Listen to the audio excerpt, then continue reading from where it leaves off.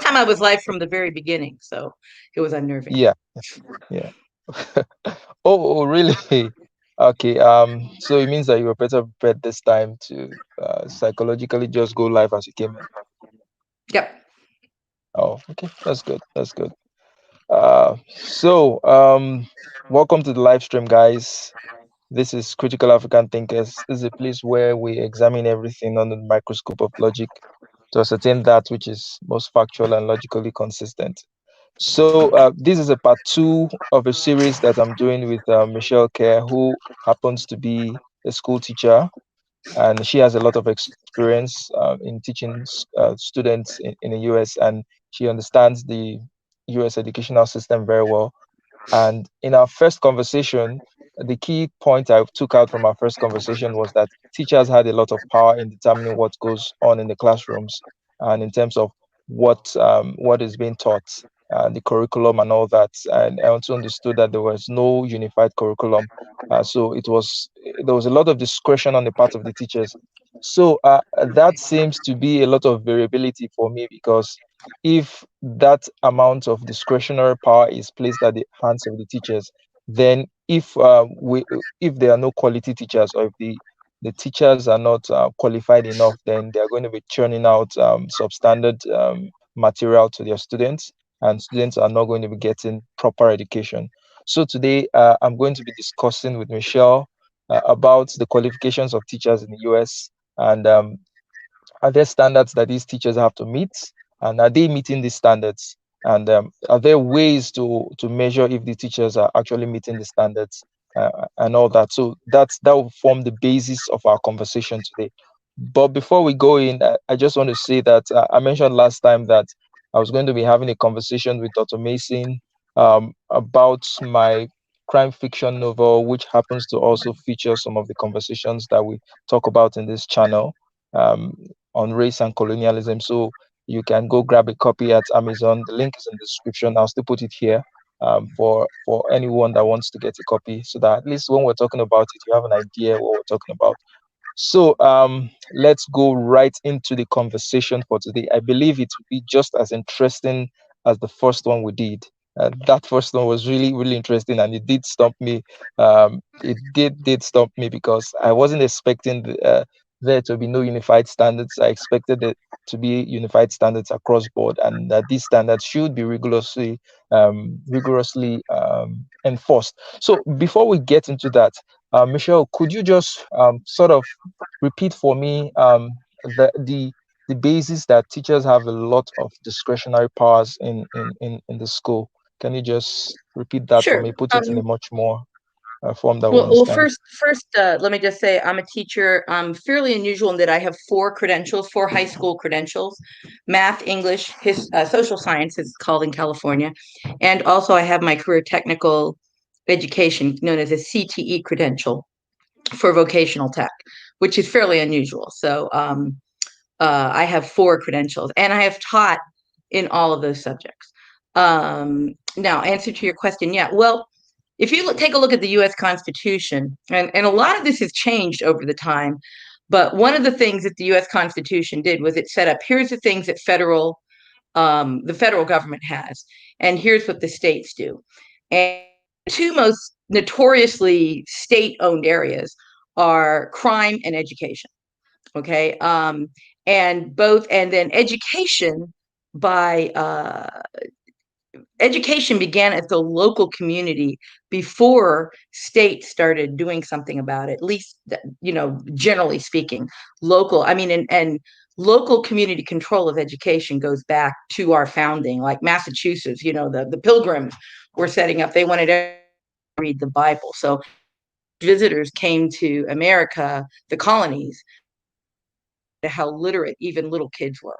So local control is very important. And even though, as I mentioned last time, in the past 50, 60 years, um, uh, there's been more but because there's been more demands put on the states as far as education goes, from legal requirements from the US. So the US creates legal environments, the federal government creates legal environments that get put on the states, and they also give money for them, and therefore the states are kind of, there's more federal control of education now than there used to be because of that. But nonetheless, at the end of the day, there's still a tremendous amount of both of local control because of the way our history is set up. And with the understanding, I want to be clear that while I'm sure there are cases, and you can see them sometimes, are adamantly determined to teach critical race theory in French class or something like that. By and large, the schools themselves control it. So the idea that there's a teacher that's just kind of saying, I don't really want to teach this. I'm going to teach something else. Or I'm going to teach something really easy and low standards. The administration would stop that. So when you have the widely disparate standards that you have to understand they don't spring up because teachers just like, whatever. It generally goes, teachers make these decisions, which we have control over, because of the basic abilities of the kids that we're teaching. So just to understand, yes, what you said is true. Remember that it's because we are faced with something that is generally not the case in other states, in other schools. I mean, in other countries, there we go, countries, because in other countries, they have much more homogenous populations that they're teaching. And by the way, in Europe, which has seen tremendous immigration over the past 20 years, they are facing some of the same problems that America has been facing for years. It's just that Europe doesn't have the same structure to deal with it. And therefore, immigrants in Europe tend to do very, very poorly in European education. It's just that they're not held to the same standards. And part of that is because most European countries, have national standards, and therefore the schools can't respond at the local level. So 6 of one, half dozen of the other. Okay. So if I get anything from what you just said is that because education was more at a local level at the founding of the country, so the burden of education and determining what gets taught in schools fell mostly at the local level rather than at the federal government level. But I want to understand that even at the local level, are there standards? Are there unified standards? Say within any district, are there unified standards that the schools within that district can adhere to? Because yes, of course, let's say it does fall on the local level, but within that local level, is it still discretionary within schools and within teachers, or there are limits within which the teacher can operate? Well, no, there's not. And let me give you an example. So I teach in Fremont Unified School District. And I am not in any way representing Fremont Unified School District. I'm just here as Michelle, just to be clear. But Fremont Unified School District has a school, I forget if I mentioned it last time, Mission San Jose. Mission San Jose is an open access public school. That is, there's no special criteria other than geography to attend it. And it is routinely ranked one of the top 50 schools in the country. Okay. I teach in the same district. I'm at John F. Kennedy High School. Now, John F. Kennedy is a really good school precisely because it's a Title I school, which means it's high poverty, has a widely disparate socioeconomic and racial variety, just huge, right? But does an A at Kennedy or a B at Kennedy or a C at Kennedy mean the same thing as an A, B, or C at Mission? Probably not.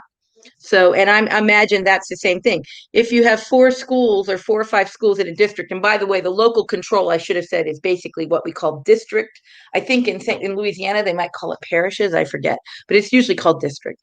And at the district level, if it's a homogenous level, then it's going to be, then the standards will probably be homogenous. If it's not homogenous, if you have, different racial and socioeconomic populations at each school, then the standards are probably going to be slightly different. That's just how it is. That doesn't mean, this is important, it doesn't mean that the kids at my school, John F. Kennedy, are less able than the kids at Mission. The top kids at Kennedy are fantastic. It does mean that for example, we get a large number of kids who literally just, claim asylum somewhere across the border, and they come to Fremont and they're here going to school. So we have a good chunk of kids who literally just got here, speak no English at all. They're part of our population. So, there's a wide range of that, and therefore the grades mean different things. I should Okay. also say one other thing, which is that when you talk about standard, and this is important, this is one of my pet peeves. Grades, as I believe I mentioned last time, are entirely up to the teacher, and different teachers within a school, whether it's at Mission San Jose or at Kent, any other school, different teachers can have different standards. And when you talk about grades and what an A means, unless there's a test backing it up, then there is no real standard. And I can tell you that back when California used to have test kids in every, so we used to have what are called end of topic tests until Common Core came along. And you could look at them and you could see maybe 20 to 30% max of kids who took Algebra 2 every year tested it above basic or even basic and above, right? So in other words, there was a huge amount of kids who were passing Algebra 2, but did not skills demonstrated by the states. And that happened all the time in every state, which is part of the reason why we teachers tend to go, hey, look, there's nothing there. We have to come up with some standard for ourselves. But unless there's going to be a test that determines it, then forget it. And too many kids would fail it. This is actually, just briefly, this is why about 20 years ago, I'd say 40, close to 40 states had high school exit exams. At this point in time, I think it's down to 11. It might be 15. It's a lot fewer because it's like, look, we had, in order to make sure that most of the kids passed, we basically had to set it at 10th grade English and about 8th grade, 7th, 8th grade math, not even too much algebra. And that was to get most kids passed. And then we still had, probably 10 to 20% of the kids who couldn't make that standard. So like in California, what we ended up doing about, I think in 2014, is we not only ended exit exam, but we went back and every kid who failed the exit exam, despite trying to for years, we gave them the full diploma, even though they'd been denied one, because it's just very hard to set one universal standard. So, I mean, I think for you, this seems like a crazy thing, but for the country, it's pretty normal because we are a very, very heterogeneous country. And that's something I don't think most people understand about America compared to other more homogenous nations. Okay, so I hear you say something about 10th grade, 8th grade, and all that. So these are different grade levels, right? Yes. Okay, so what is the criteria for someone being in a particular grade level? I mean, are there objective criteria for someone being in the 5th grade, someone being in the 10th grade, someone being in the 8th grade? Are there minimum proficiency requirements for being in a particular grade level? No. So why are No. there distinctions in the grade level? Why are there distinctions in the grade levels in the first place if there are no objective criteria to determine who should be in what grade level? Well, first off, this is again something that's debated quite heavily. You can go through most states and you can see that at one time or another, they had a retention policy that said if kids cannot, I think Mississippi right now has that retention policy, which says if you are entering if in third grade, you can't quite hit this standard, we're going to make you repeat third grade. And this is called the retention versus social promotion. Social promotion means the teacher thought that the teacher thought you did not demonstrate the ability to pass, or you had a standard that said everybody must meet this criteria to pass. And then the school said, no, that's not working, and promoted them to the next grade anyway, called social promotion. Other times, different states have policies which said if you don't get a certain grade on this is, and these are almost all for younger grades, then you will be kept back. Overwhelmingly, they found retention doesn't work. That's why almost every state that has a retention policy eventually abandons it and goes back to social promotion. And that's only in the younger grades. And now I will say in the higher grades in high school, it's different because in high you go you're freshman, sophomore, junior, senior, no matter what. But you could be a freshman and you could flunk ninth grade English, right? And then I don't know, because in math, put it this way, if you're in math and you in freshman year and you flunk ninth grade algebra, you're going to take algebra again. Even though you go on to your sophomore year, you're going to take algebra again. So a huge amount, I don't know what, in my school, and say 20% maybe of kids have to repeat at least 1 year of math. With English and with history, Science, they do the same thing, because science and math are not grade level. You're in algebra, you're in geometry, you're in algebra 2, but you could be in algebra 2 or a senior in algebra 2. So math and geometry have some age relation. Like most of the kids taking algebra 2 are sophomores and juniors, have a lot of seniors. You know what I mean? So they're not directly linked to grade. English and history by and large are linked to grade. In sophomore year, you take world history. In junior year, take U.S. history. In senior year, you take econ and government. Those, you're more likely, if you fail, to repeat the class during summer school normally. But my point is that we have failing in that level. And very commonly, kids who really don't do anything, they don't get enough credits to graduate. And so because they don't get enough credits to graduate, they go to alternative school. So in high school, you can't get out unless you have enough credits. But credits, there's all sorts of ways to make sure kids get credit, including this whole thing called credit recovery. But there is, particularly in math, there is uh, the notion of, you have to hit a certain standard before you go on. And routinely, schools tend to ignore that. So math teachers will come up with this rule that says you have to have a C or higher to go on to the next grade. And then the counselors or the administrators will put in a student who has a D into the next grade. And I know that if you flunk algebra 1 year, you'll go on, but not right away. It's like after you flunked it twice, they push you on no matter what, because they need to get you some credits. Credits are an issue. So what does that do for the students if they know that they're going to be passed anyway? What does that do for their willingness to learn and willingness to be challenged in a particular task? If they know that after flunking it twice, they're going to be moved on to the next level, what incentive do they have to study? Well, first off, there's two different issues here. There's the most common reason kids get Fs is for not doing any work at all. Who they're in class. I mean, at least in my experience, and this is true in a lot of low income schools. The most common reason they get an F is because they don't show up, they don't do any work at all.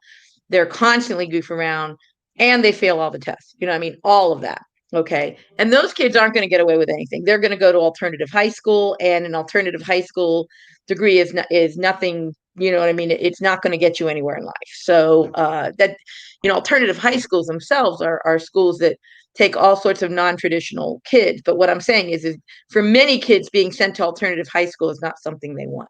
So that is a penalty. Then you have the kids who just can't do the work. And I mean, I think your notion of all they have to do is work harder and they'll be able to do it. One of the things teachers know is that you can see kids work their butt off and not get the material. And you have to remember that a student could sit in class all year, work hard, get what the teacher considered to be not hit what the teacher considered to be a suitable ability level to pass, and all that work will count for nothing and they won't get credit. And at a certain point, this screws with your graduation rate. And teachers aren't in trouble schools are not in trouble for low test scores anymore. And by and large, they don't get really penalized, but their graduation rate is a serious problem. So, any student who is working hard and just can't quite do the level work, or even not working hard, but working adequately and can't do the work. If they're in class all the time and basically doing the work and you don't give them a passing grade, they're not going to get credit. And we talked about that last time as well. So there's always a constant tension between holding standards and really penalizing kids for much more than just not getting the work. You know what I mean? So that's a balance. I mean, this is all stuff that schools deal with every day. And when you ask a question that says what happens, it's like in many places we don't. I mean, if you look at the top level, you will never even see this being acknowledged as happening. And yet at my level, it's a constant thing. So like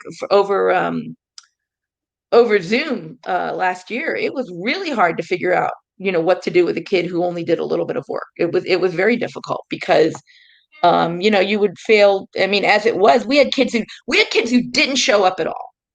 They got Fs. What do you do with a kid who shows up, who does a little bit of the work?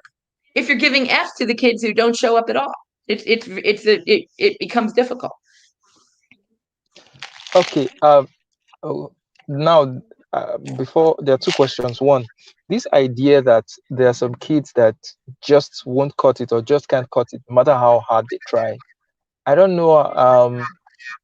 I I believe that it's a possibility there are some kids that just can't cut it, but I believe that those kids are the percentage of those kids should be very, very small, and that most people who are being identified as people who just cannot do the work despite all efforts is just because probably they're not being pushed hard enough. Oh, I well, believe that's you're just not, yeah, familiar.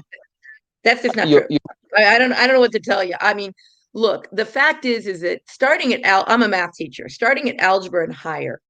Okay, so and math is the clearest because it has kind of a clear and consistent standard. Okay, algebra itself to do thoroughly and well requires a certain intellect level, and that intellect level is probably, I don't know, let's say roughly half the population of the country. Okay, what do you do with the other half, or even 30% of the other half? I mean, and that's algebra. That's not geometry, algebra 2, trig, and calculus. By the time you get to calculus, you're getting to math that I'll say conservatively and broadly, maybe 30% of the population can do. Maybe 30% of, and by the way, algebra 2 in many ways is harder than some of calculus. So at a certain point, we are requiring, part of the problem is our math requirements are insane. Okay, our math, we can't say to kids, hey, you can work for 3 years and get up to take algebra 2 as your capstone course. We're not allowed to say that, or put it another way, if we have too many kids who do that, we get in trouble because we're not getting kids to college ability level. We get in more trouble for not having kids who we can say on paper are taking this course than we do for passing kids who don't know the work. So the idea that there aren't kids who can't cut it is utter crap. There absolutely is. Now, when you get to something like geometry, something like history or English, well, there I would argue that no, the number of kids who can genuinely understand Romeo and Juliet is not a huge number. Okay, it's not. It's not all the population. Okay, there's a lot of kids who don't have the vocabulary to understand it.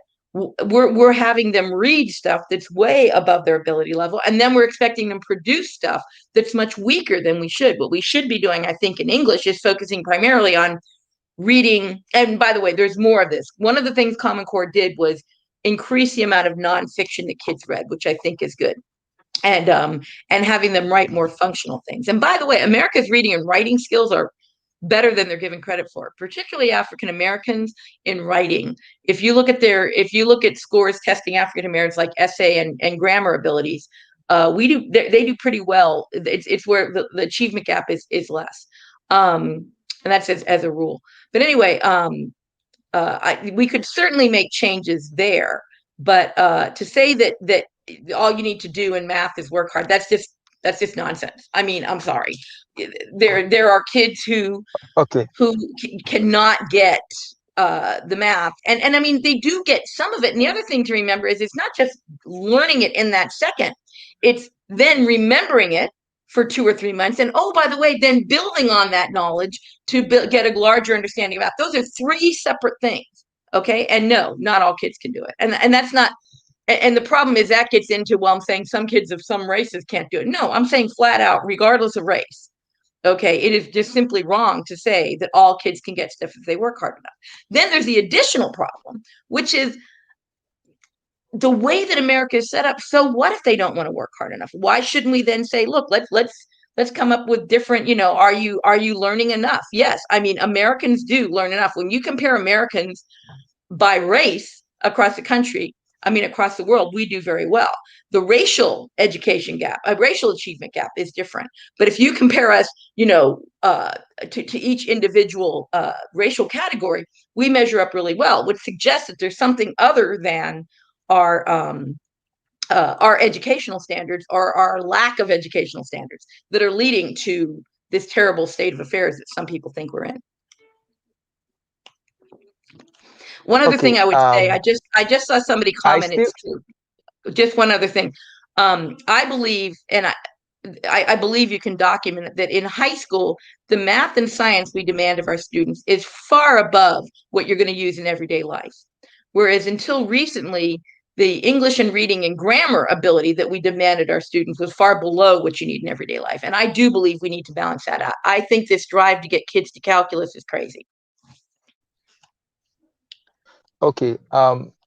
Let me use myself as an example of why I feel that if you put yourself to something, you can, even if you're terrible at it, you can at least be better than not just trying.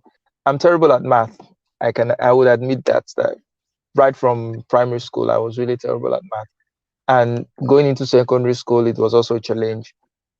And when I was picking a course for my university, I deliberately wanted to find out courses that were not going to require me to do math. Now, I'm a pharmacist, and during my undergraduate days, I thought I'd escaped maths, but I had to meet mathematics in my 200 level. And yeah, uh, obviously I failed it the first time. I failed it because I was terrible at math. I did not apply myself. And by the time I left the exam hall that day, I just told myself I knew I was going to flunk this course. I knew I was going to fail it. So what did I do? I had to take it the next year, even though I had moved on to my next level. I had to take it the next year.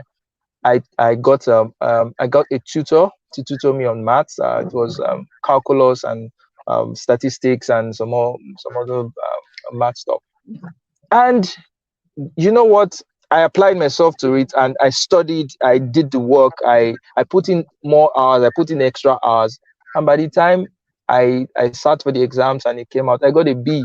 And this was from an F the previous year, and now I'm getting a B. So if there was a provision for me to have scaled through without even having to, maybe in the second try after failing, they just make me go through, and I just go through. Why would I bother to push myself? Why would I want to Are you there? understand? Oh, you okay. And man, maths is difficult, but because there was a compelling reason.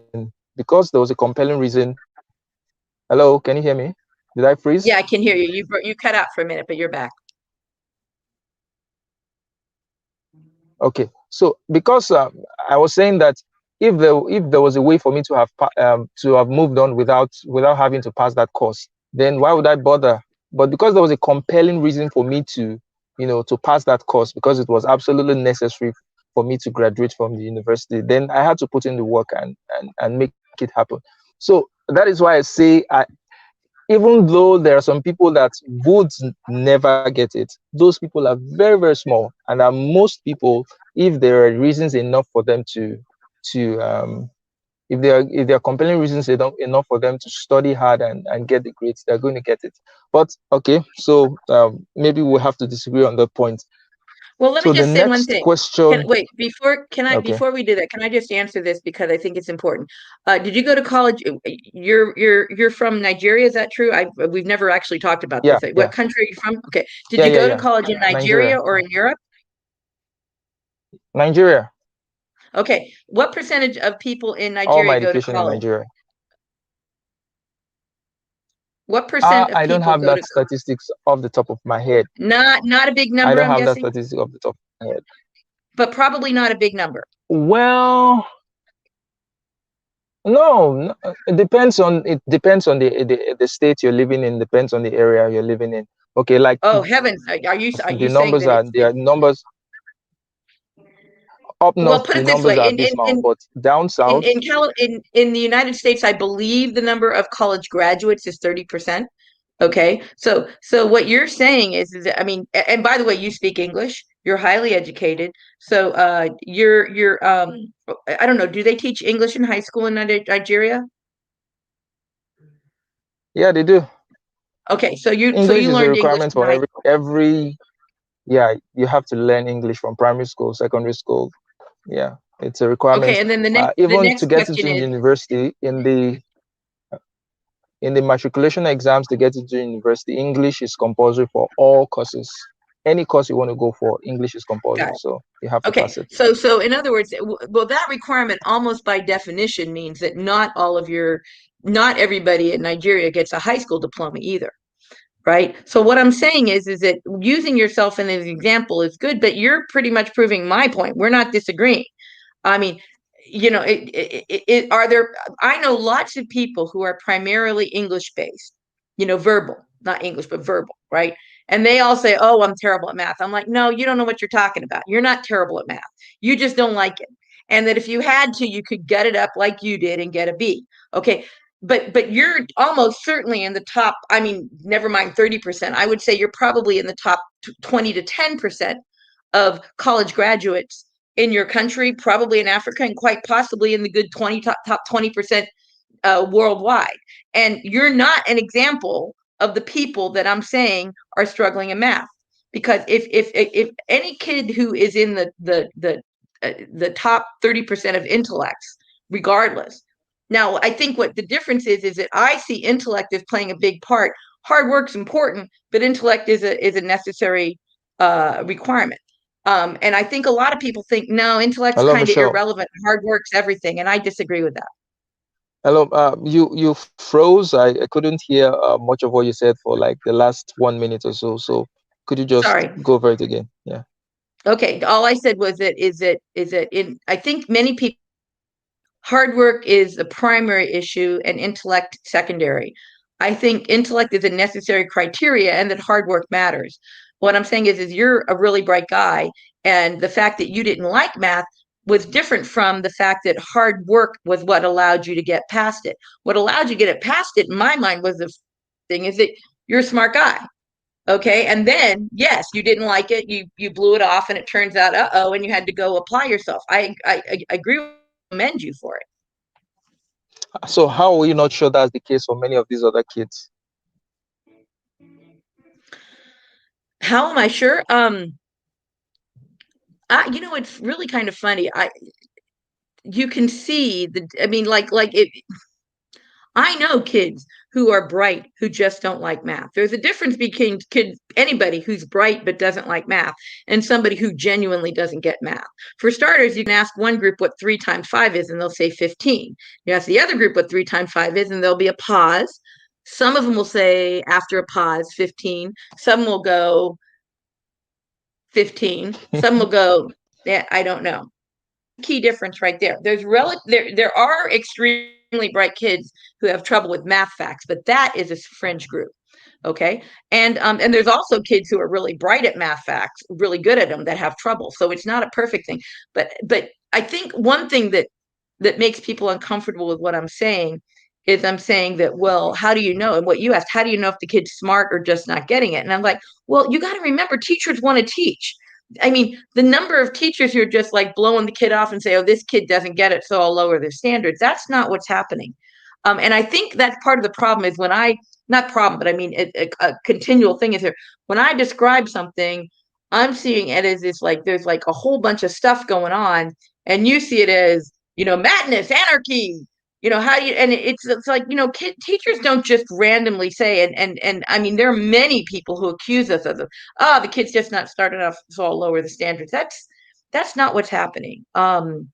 It is a difference between, we're not allowed to give them something that isn't lower standards. Why not?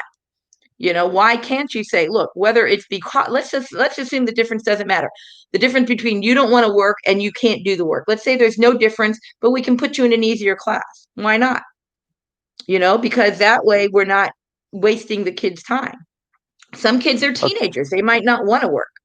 And I mean, there's no question that there are kids who are bright. And this in America, we call this the difference between will and skill. Are there kids who are able enough to at least do more than they're doing? Yes. But those kids by and large don't pass. They're not getting the easy way out. As a rule, the kids that we're kind of working with are the kids that are really weak but willing to at least try. Okay. Well, I think this is a good point to get into the meat of the conversation for today, which is Okay. teachers and standards. All right. So, what are the basic requirements for anyone wanting to be a teacher in the US? What are there requirements in the first place? What are those Oh yeah. requirements, There's and yeah, how are there's they enforced? the requirements for teachers are two areas. You have to have, in most states, you have to either have or be working towards. And it was working towards is a more recent development. For a long time, you had to you had to have the credential first. But as time went on and education reform became a big thing, it became, and also uh, teacher shortages it became possible to simultaneously start teaching and get your credential. But by and large, and I think most people would agree with this, teacher education in America, the actual act of education is twofold. One, they throw you into a classroom either as a student teacher or as an intern teacher, and you learn the ropes, usually with somebody kind of mentoring you. And then the second thing is the classes that you take. And the classes that we take, by and large, are about developing curriculum, that thing you don't want us to do. They're about how to manage classrooms. They're about teaching kids who don't speak English, about teaching in heterogeneous classrooms and how to deal with ability. They don't teach us math. They don't teach us English. And the reason they don't teach that for the most part is because we have to pass a test. And that's called a credential test. And high school teachers in academic subjects have had to pass credential tests for about 50 years. And they're fairly hard. I've taken them in 3 subjects. Now, California notoriously has difficult credential tests in everything. Like all of our life, our law school exam is tougher. I mean, our bar exam is tougher. Our, you name it. California has tough standards. And I've taken it in three of the 4 academic subjects as so I know something about those tests. But even in the other states, they have tests, and what those tests show is there's research that shows that the most common test that states take is called the Praxis, Praxis, and different states have different cut scores, but they have to take the test in that, and it's a fairly hard test for high school. It's easier for elementary and middle school, which for us is 6th, 7th, and 8th grade. Middle school, they have to pass this high school level test, which was probably the major change of the past 20 years. Before 20 years ago, there was a 10-year window where so elementary school tests began in like 1990, give or take. And so tests for elementary school teachers. And at that time, for 10 years, middle school teachers also took those elementary school tests. And then there was a change in the law in, I think, 2002. And that was when No Child Left Behind law came in. And that required middle school teachers to take high school tests called single subject tests. They're quite difficult. And the math test in California, there's 3 of them. The cumulative pass rate is around 50%. Now, in California, you can also take a series of courses and at the Cal State level. And if you take a series of courses and pass those, you can also become a teacher through that way. So the tests are harder than the courses. That's been the case for, as I said, for high school for 50 years, for elementary school for 30 years. Right now, as part of the last couple years of unrest, there is now, I think California is doing away with the credential test, which I think is an insane mistake. But they are doing away with it. I don't know if districts will do away with it. In other words, you might be able to be a credential teacher, but districts might say, hey, we need you to pass the test anyway. Finally, along those lines, there's very little evidence that smarter teachers get better academic results. And that's something that they've been looking for a long time. So in other words, if you take a group of really, really, really smart teachers and give them a group of kids to teach, and you take a group of below average intellect teachers, right? And give them a group of kids to teach. So like one whole standard deviation in test scores between these 2 groups of teachers, you might like 7% of a standard deviation. There's not a lot of proof. And the sad thing is, and this is actually what's driving the end to credential tests, there's quite a bit better evidence that African American kids do better with African American teachers. And of course, test scores being what they are, the harder you make the credential test, the less likely it is that you're going to get African Americans with passing score. And that's just because of the achievement test score gap. So ironically, when you talk about standards for teachers, they've been pretty demanding. They've been demanding for high schools for 50 years. They've been demanding for elementary school teachers for 30 years. There is no evidence that having demanding credential cut scores, knowledge scores for being a teacher has improved academic results. And as a result, I think people are prone to do away with them. States are. And part of the reason is because there's more evidence that especially poor Black kids do well with Black teachers. And so if you're keeping your standards high, you're keeping out more of those Black teachers who are less likely to get the cut scores.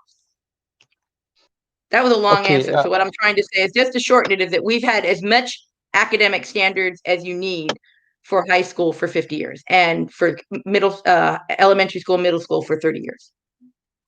Okay, so the last point you made was that African American kids, they do better with African American teachers, and that On average, uh, yes. on average, and that if you raise the requirements or the scores for teachers,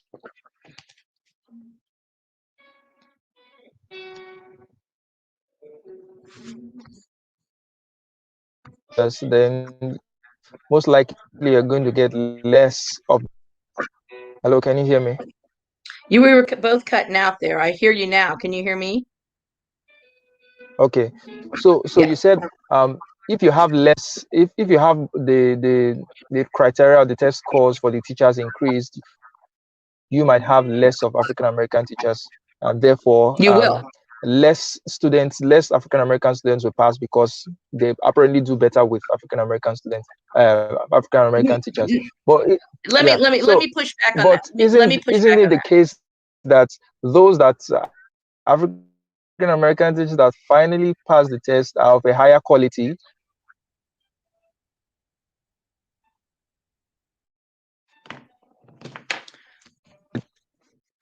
We're breaking up. Hang on. I'm going to switch. I don't know if it's me or you that's breaking up. Hang on a sec. I'm going Hello, to go ahead. switch You to said you this. wanted to push back on it. Yeah, but hang on. One of the two of us is breaking up, so I'm going to Hello? do this to see if it's. Yeah, I'm gonna change something to see if it's me. Hang on a sec. If I break up, I'll be right back. Okay. Mm. Sorry, I'm just because.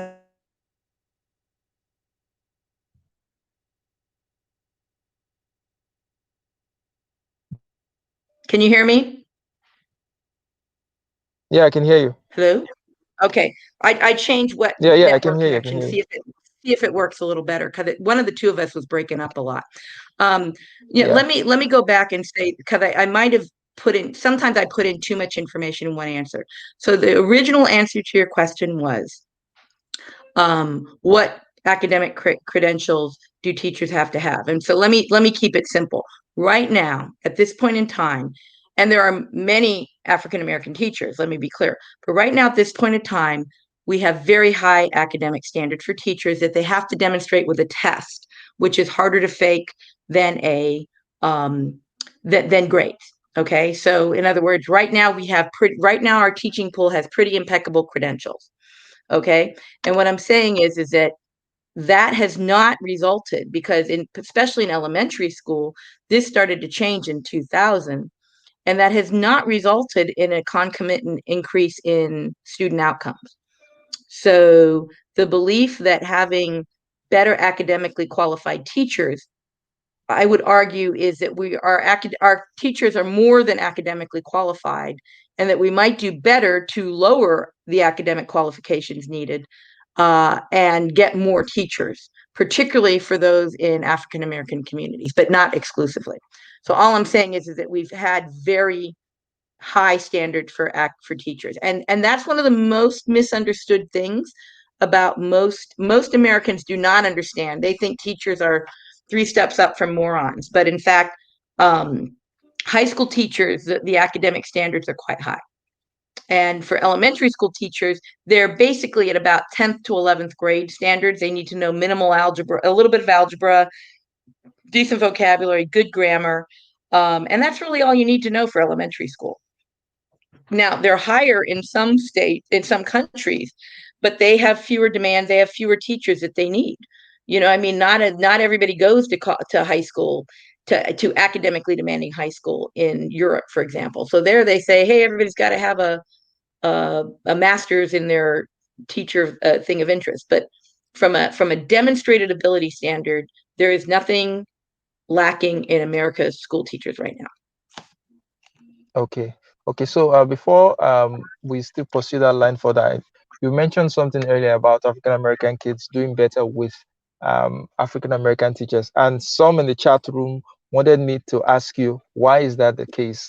What are the possible reasons why they're doing better with other African American teachers rather than with white teachers?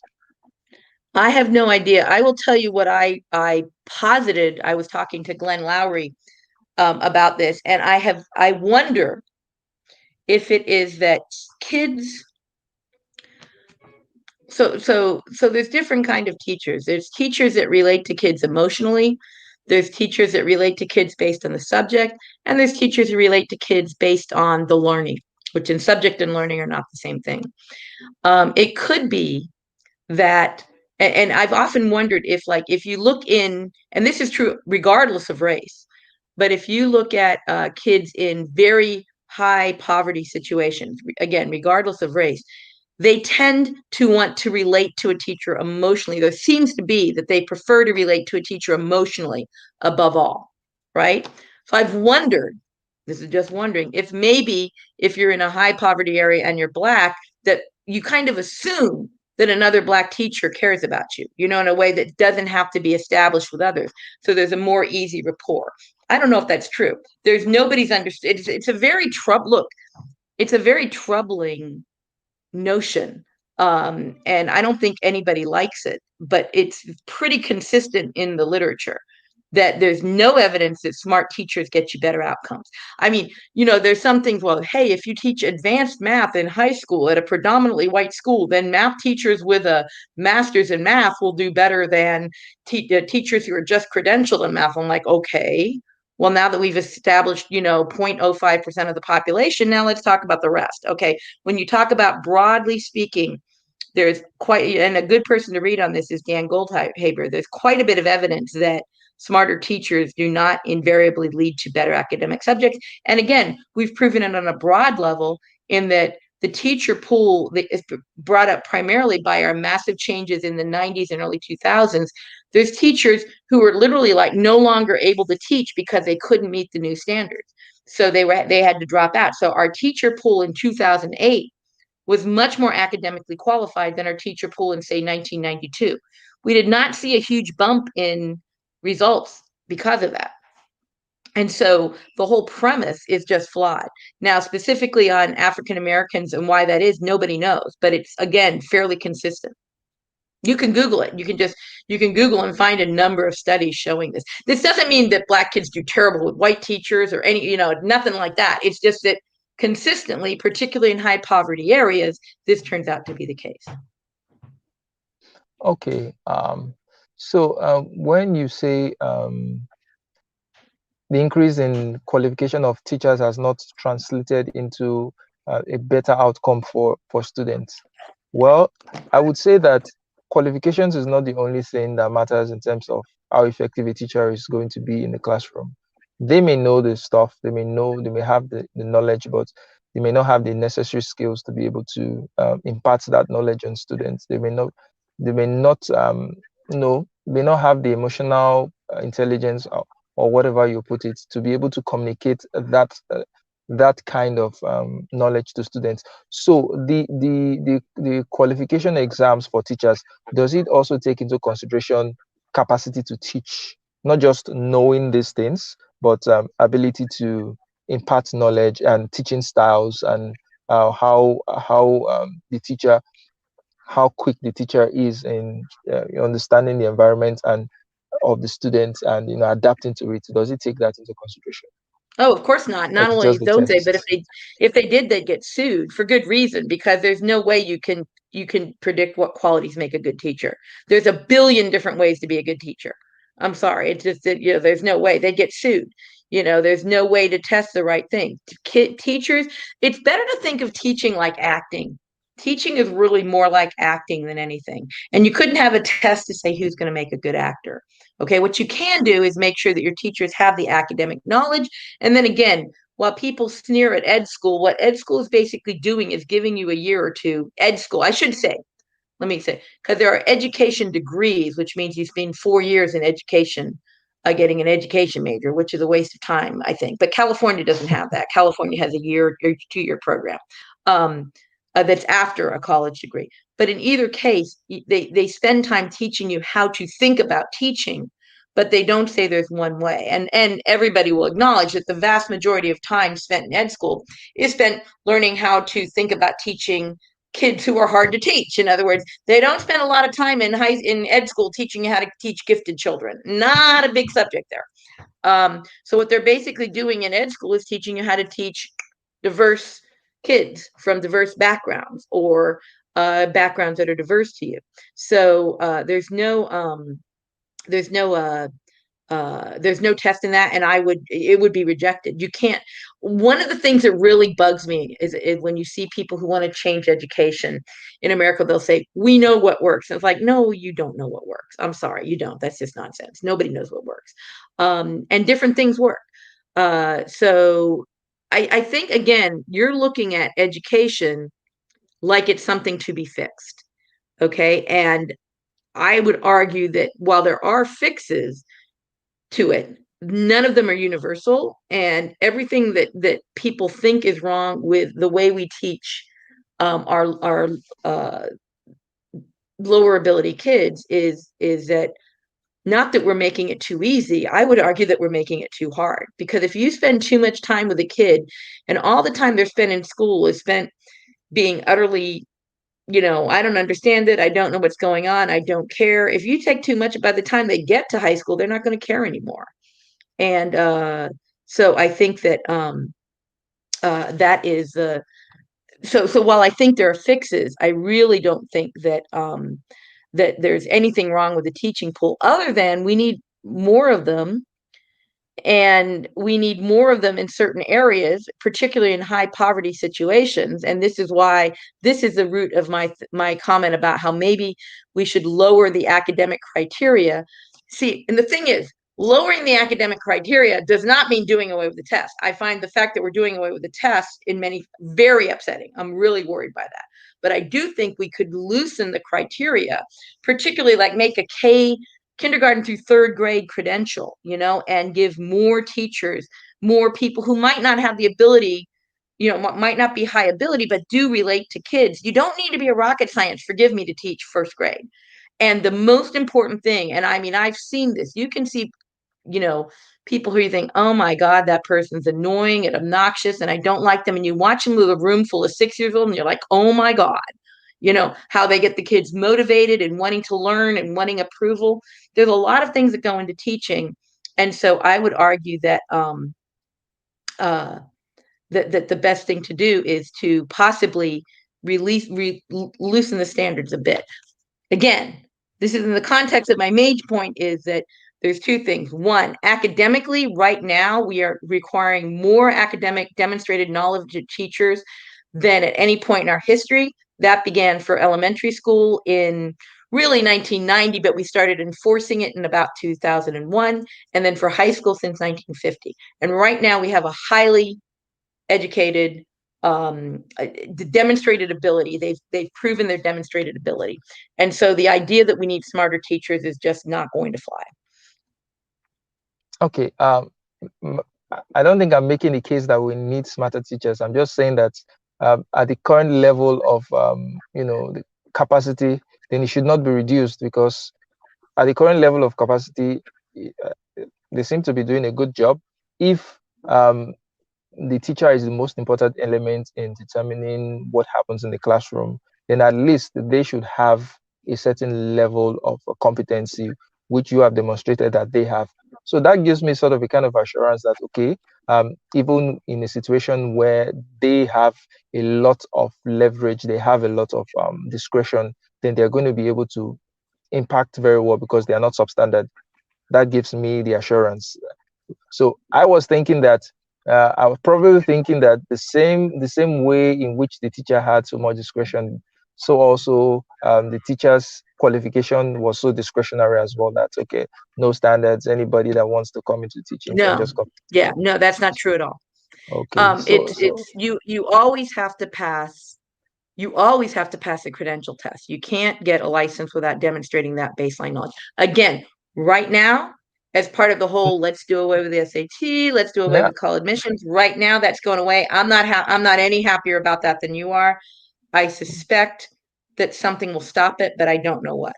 But yeah, and the second part is testing to find out who makes a good teacher. You just can't.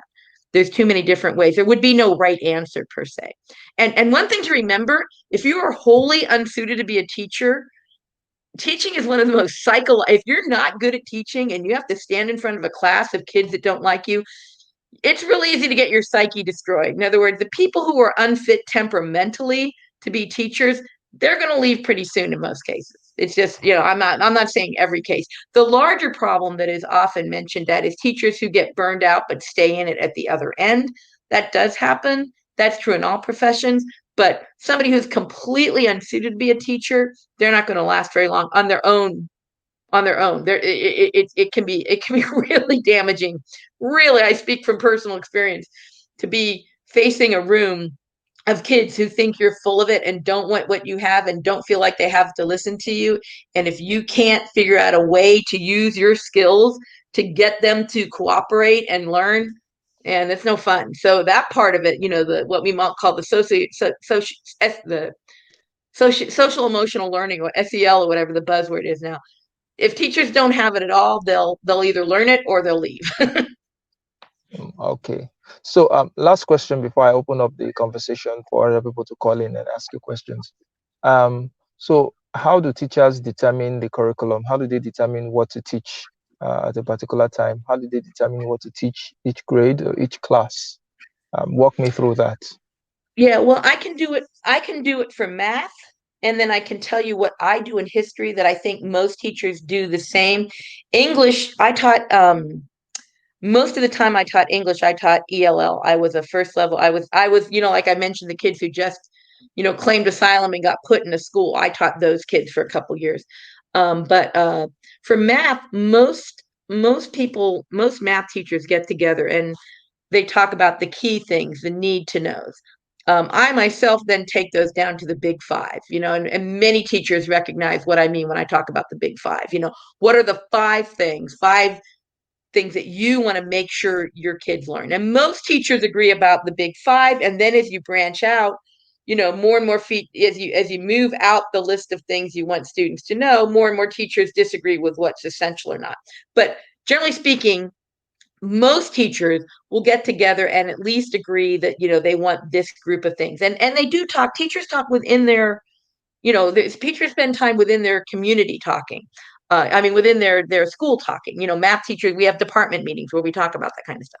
In history, there's also the equivalent of a big five or the key issues. Now that there's no history test, there used to be. If you're not teaching like AP, it's a little more difficult. It's kind of fun because you can teach anything you want, really. But most history teachers still, they like history and they're going to teach about history that matters.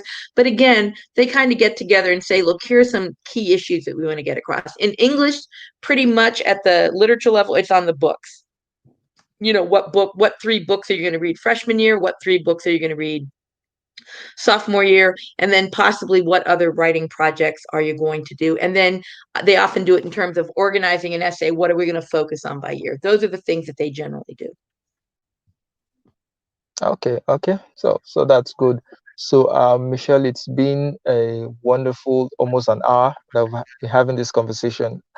As always, as usual, it was an enlightening conversation. And I think I have a better understanding now. And I think I'm more at ease right now, knowing that the teachers actually they are capable and they are competent in doing their jobs. Because it would have been a nightmare if if there were no standards required for the teachers and they Let just me went say, along like that. thank you. And let me just make one point that's kind of depressing. Um, Before 1960, elementary school teachers didn't even need to have a college degree. In 1960, give or take, they were required to. The reason that and then in 1975, when the high school test came around, it came around in part because the standard of college, the meaning of a college degree had degraded enough that you couldn't be certain that a high school teacher had the knowledge to teach what needed to be taught. The reason that in 1990 they started having elementary school credential tests is because the college degree in America had degraded to such a point that you could no longer be sure that elementary school teacher had the needed knowledge. So sadly enough, the reason that we have credential tests is because the college degree in America is becoming increasingly degraded. And this is a huge problem that I'm not very happy with. And it's why I'm really worried about doing away with the credential tests. So just to finish that. So just to not make it too happy overall, you know. Hi, Bruce. Hi, Chloe. Just saw you. I I enjoyed the conversation, Michelle. You are a talented teacher. And Oh, I thanks. know my wife and daughter are both in your profession, and we admire what you have to say. Oh, thank you. Oh, great. So, Bruce, welcome to the conversation. Chloe, welcome to the conversation. So, Bruce, jump right in. Let's hear Thank you, your Charles. thoughts or your questions. Yeah. I was bouncing a little bit around in the chat, and I kind of have a fundamental question around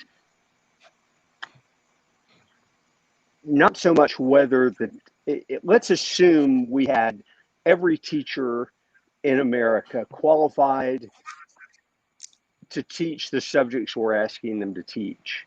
My question is, are we asking them to teach the right subjects? Oh, I saw your Do question. you I look saw that question. at what we're doing?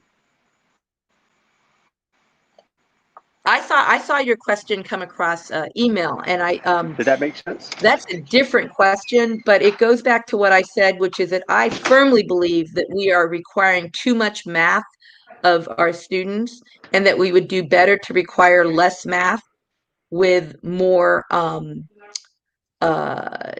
in-depth knowledge. I also, one of the things I teach is engineering, and I don't teach engineering at like a super high, I'm going to turn you all into engineers. I teach it at a vocational level. So the kids are learning how to build things and write about what they build, and make teams, like they just made catapults. We had to prototype catapults. They make mazes, and then they put them onto a 3D printer. So one of the reasons, and it was totally accidental I got into this, but I do agree that we should be giving kids more opportunities to just do, instead of learning more stuff that they may not use. And this is never more important than in math. And I think we're also trying to turn too many students into English, give them English degrees in high school, which I don't think is a good idea. That's the curriculum issue, totally different from what we're talking about. But in general, I'm on board for that. The problem we have with that, one of the reasons we have what I would call restricted curriculum today, is precisely because when you let kids make choices, you get with that same group of racial disproportionate choices that people didn't like. And so, you know what, we try to restrict against it. And I say that not in judgment or criticism, just that's what happened. And that's one of the reasons why we have restricted the curriculum so much Uh, that you can only put kids into certain stuff. By the way, I also saw, and I want to say, I agree. Every time people says we need more STEM, I'm like, well, we need more STEM if we're going to stop importing a lot of STEM from other countries. But if we're going to do that, then why, we have to do one or the other, but not both. I hope that answers your question, by the way. Bruce, are Hello, you Bruce. there? Well, Okay, Chloe. Chloe, go until ahead. he responds, but yeah, that kind of strikes to at least my experience of this overemphasis on STEM, because I went through STEM, yes, right? I And am. when you were talking about how we're kind of overemphasizing all this math and all of the science, and then also where you place students, there are a lot of freshman classes, and there are actually a few classes that I never took because they skipped me up because they noticed that I was good at math and STEM, while my peers were like, they were taking pre-algebra, and I was like, I never took that, I never took earth science. but still, I recognize that it's pretty hard, and by the time you get to calculus, it's a pretty small group there. And it's most of us kind of recognize, unless we're going to choose to go into a STEM field, this is useless knowledge to us. And a lot of us did go into STEM. We knew that there was a goal there. But I think, speaking of the goals, I think we have to be conscious of what is the goal of public education. And I think I have an inclination that in different places it's different. Like you were saying, for for the New England area, they wanted people to be educated enough to know to read the Bible. That's a specific goal. And then if you watch a documentary like Waiting for Superman, it's like, okay, the goal is to just have enough competent workers so that industry can hire people. And so sometimes I feel like it's like we have like this weird quasi ambivalence and ambiguous goal of where we want people to have the skills to have a basic job, but at the same time we have this high-minded idea that you should be more enlightened by learning these subjects. There's actually, and I don't know if you've read him, his name's David Labaree, Labaree. And he talks about that quite a bit. First off, that America has always been at cross purposes. You could actually say three purposes. One, provide workers.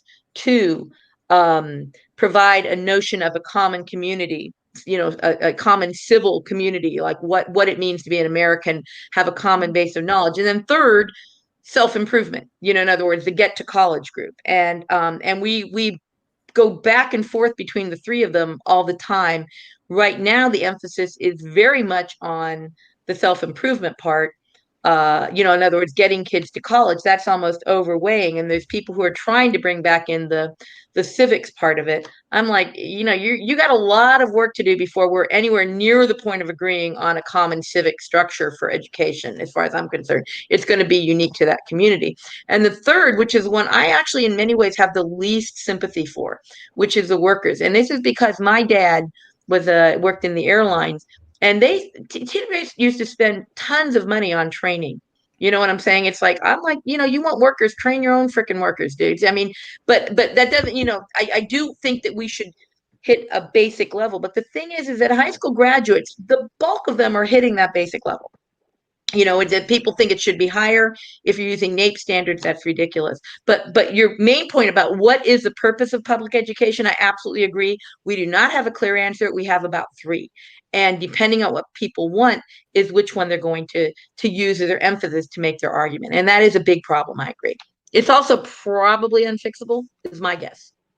And yeah, I definitely do agree. And I guess kind of getting into the STEM thing, I remember there was like a statistic about China, right? That there was kind of like they were kind of freaking out about how many engineers China was putting out, and they said like like 30% or 40% of Chinese people had or were engineers or something like that. But then I found out how China was their rating system, or how they were counting that, and it was basically anyone who had taken a course related to engineering. And so it's not as there's something to be dire about, but I think people hear those kind of things and they bemoan public education in America. Oh, we're so dumb, we don't know math, yada yada yada. And then they kind of try to overemphasize STEM. And I see the push to go into STEM, it's pushing people in a lot of the wrong ways, and you're not actually attracting the type of people who would excel at it. No, I agree. I was going to say, again, another book to read, Little Soldiers. I totally disagreed with the author, that she was an American reporter who spent 3 or 4 years in China. And so she put her kid in a Chinese school. The horrible thing to me was that she described it very well. And all the bribery that goes on, all the unequal standards that go on, all the thing I would call something approaching child abuse that goes on. And she was okay with it, which bothered me. But then she also went out to the provinces in China and showed what education was there, and it was hideous. And then on top of that, there's huge problems with Chinese academic fraud. So the idea that we're supposed to be comparing ourselves to China is just like, no, not high on my list of of things to compare to. But I do think that one of the things we could do, as I said before, if you want better STEM, what I would do is two things. First, do less in high school and do it more in depth. And I'm not saying don't go to calculus, but I would rather kids get to pre-calc, a solid, an analytical geometry, beginnings of limits and stuff like that, and get there really solid, and then another group of kids get to a decent solid level of second year algebra, and then in college do real instructions instead of bragging about how many kids you weed out. Those are the two things that I would do if we really wanted to improve the math and engineering quality of our students, and we don't do that. So that's just my take on it. All right, Bo. Oh, Let's hear you. Hi, Bo. how's Or it going? Botep, whichever. How's it going, man? Pretty Um, good. I wanted to ask you. I wanted to speak. I know this is a broad conversation about education, but I wanted to get your input about specifically education as it relates to African American children, or maybe children from the inner city, the inner Okay. cities. But what do you see as one of the hardest challenges to educate in those to getting through to a lot of those children? Because I know, like, specifically with like black children, like there's um there's a lack of black male Yep. representation when it comes from teachers as being teachers or whatever in those classes, compounded with the fact a lot of those kids probably come from broken homes, maybe single parent households. So do you see that playing into how you're able to connect with your children, or how they even go about in school? Like, how do you assess the situation of trying to get through Okay. to Yeah. those children in those environments? Those are good questions. First off, I want to clarify something, which is one thing that's somewhat unique to California is we have a great deal of suburban poverty. And suburban poverty, in my opinion, is very different from urban poverty. And that's because urban poverty, you can live completely in an area where everybody's poor, where you have no role models of anything different. Where suburban poverty, as I always, and I believe, again, if you want to see, by the way, a larger answer to this, if you go to Blogging Heads TV, there's a conversation I had with Glenn Lowry, who's a great guy. It's the first of my conversations with him, so I went into more detail on this. But one of the things I would say is that there is uh, uh, it's a much more closed system. So in other words, it is easier to teach in a more economically diverse area, even if it's high poverty like mine is, because my kids are living in an area where they can see some of the richest people in the world nearby. They can go into the same store and run into somebody who's quite wealthy, even if they're quite poor. So there's not the same insularity that happens in urban areas. And I agree, it's regardless of weight. For example, the Southies in Boston, at least I don't know if now, but historically that was a very white group with very difficult they were very difficult to educate. And so what do I think is a good thing to do there? The first is you really need to get a handle on the difference between will and skill. Because if you assume that because of all the difficult situations you talk about, that a good chunk of your kids will be below average in ability, you have to kind of look at the kids who are perfectly willing to behave and to learn in a given situation, and the kids, and these doesn't make them bad kids, but in other words, these kids are high will. They might be low skill, but they're high will. They want to perform. And then you've got the kids who might be low skill, but they don't really want to be there.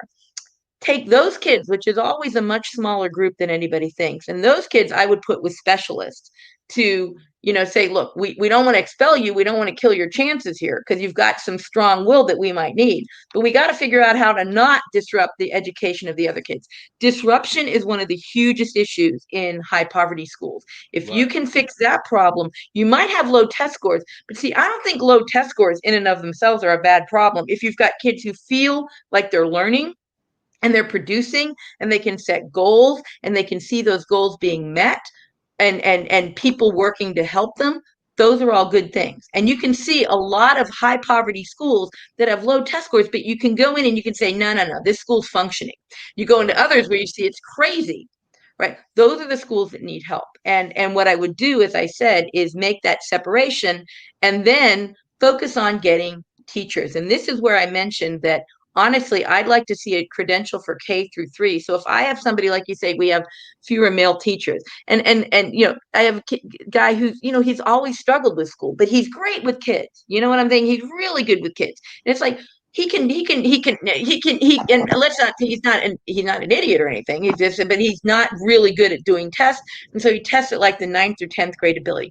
That is more than enough to work with kids K-3. You know what I mean? And in those cases, you might say, hey, let's make sure they have a curriculum. Let's make sure that they're supported.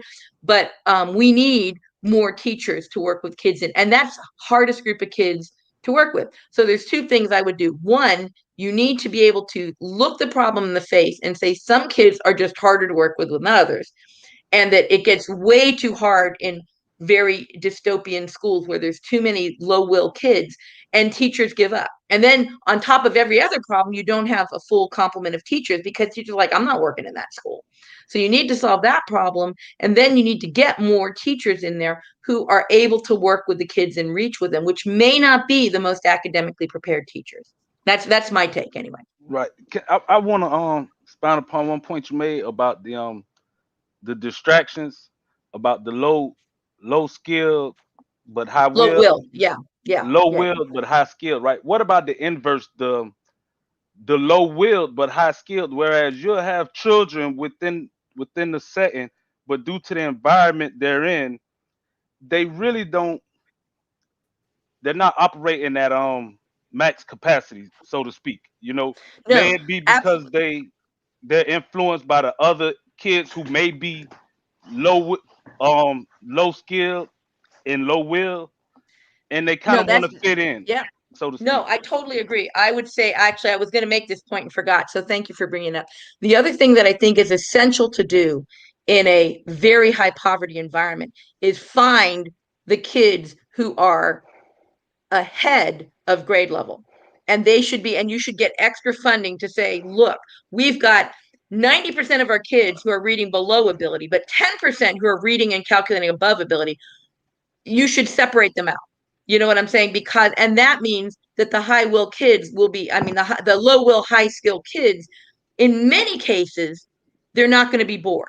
Now, in some cases, you may still have to pull them out for, if they're too disruptive. But what I'm saying is that I think more than ever, when you are trying to work with kids and you have one group of kids who are extremely different from the others in terms of ability. And of course, this works the other way when you have mostly high ability, but some low ability. But I think it's much more important in high poverty schools where they don't have a lot of models to take the kids who are able and give them the focus that they need without making them feel special or better. Just look, we got to put these kids so that they are not, so that we can focus in on the low will without thinking that we're ignoring, the low skill without thinking we're ignoring the high skill. So I agree that I think a lot of problem with high skill, low will, which is a small group, but exists, by the way. And when it exists, it's boys, like across the board. Okay. Right. Any race, you pick it. High will, low skill, or low will, meaning they don't want to behave, but they've got high skill across the board. Those tend to be boys. And that's really an issue. And you're right that is where the notion of that there's not a lot of that these are kids who often don't have a lot of male representation becomes an issue. And so I would really like to address those issues in school. But again, to do so is in my mind, that is where when people talk about, and it's true, that spending money doesn't lead to better results. I would really like to see a situation where a principal could say, look, I got this group of kids that are really hard to control. Maybe over time we can get them, we need somebody to work with them to get them to play along. And then I got this other group of kids who are like a couple years ahead of the bulk of my kids, and I need the resources to just put these kids in classes with teachers, and then the rest of them I think we can teach in a normal, like in a normal way with teachers, and the classes will be calmer. We don't have to look for, we won't be hemorrhaging teachers, we won't have attrition.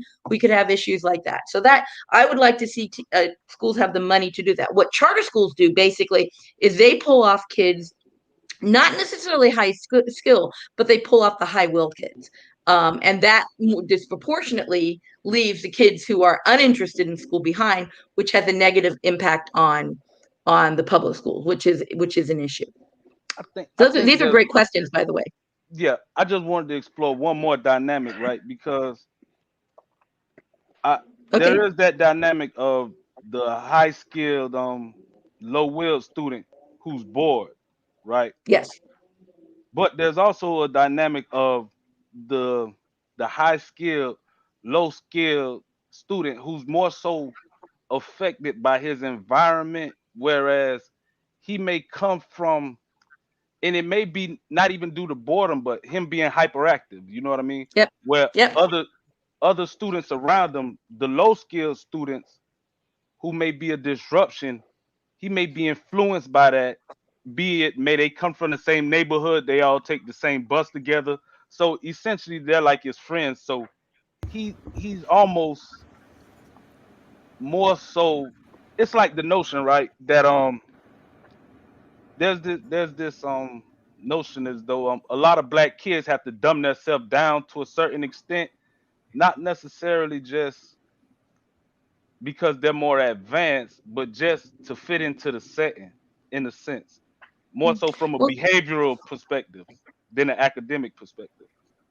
There's two different issues there. One is I actually wrote an article about this a long time ago called "The Driftwood and the Vortex," meaning that a lot of times teachers are dealing with a classroom and it feels like everybody's misbehaving, but when you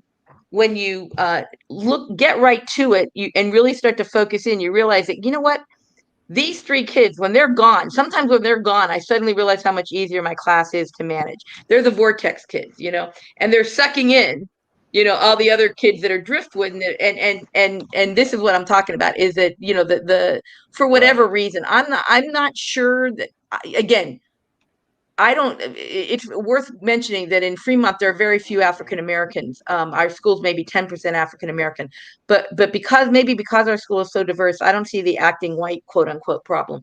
But I do think that there is a notion of kids getting sucked in to bad behavior.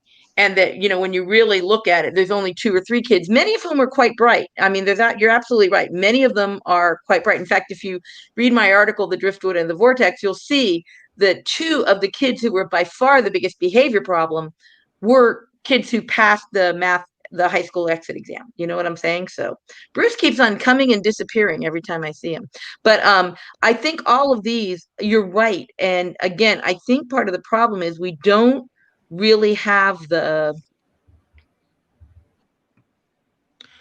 we aren't allowed to have the conversation about the degree to which the composition of a classroom and the teacher affects the ability to have results. And it doesn't mean that the achievement gap would disappear, but it really matters if kids are sitting there in a classroom that feels controlled, that feels like the teacher has time to pay attention to them, that feels like they're learning. And when they look at stuff, they say, hey, I'm getting better at this. Hey, I have time to focus on it. Hey, when I ask questions, they get answered.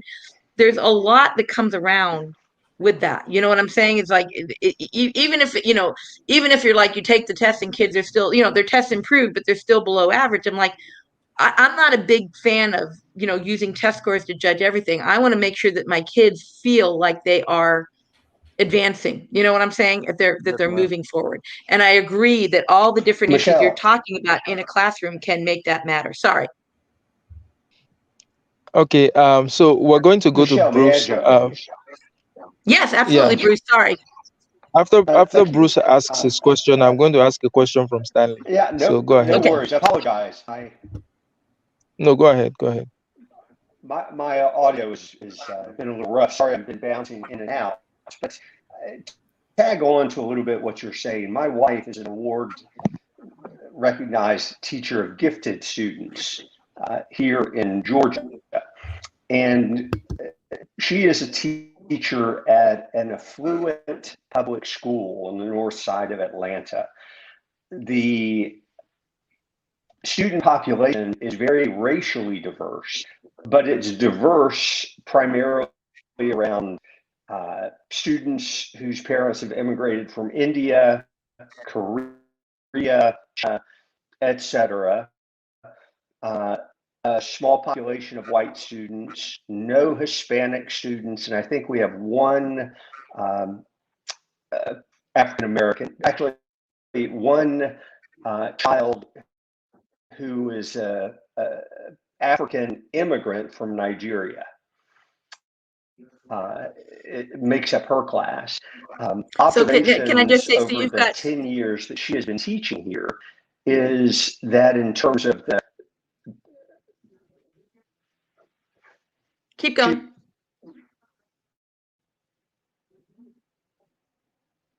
Oh, no, I was saying that, by the way, that's the population of her gifted class.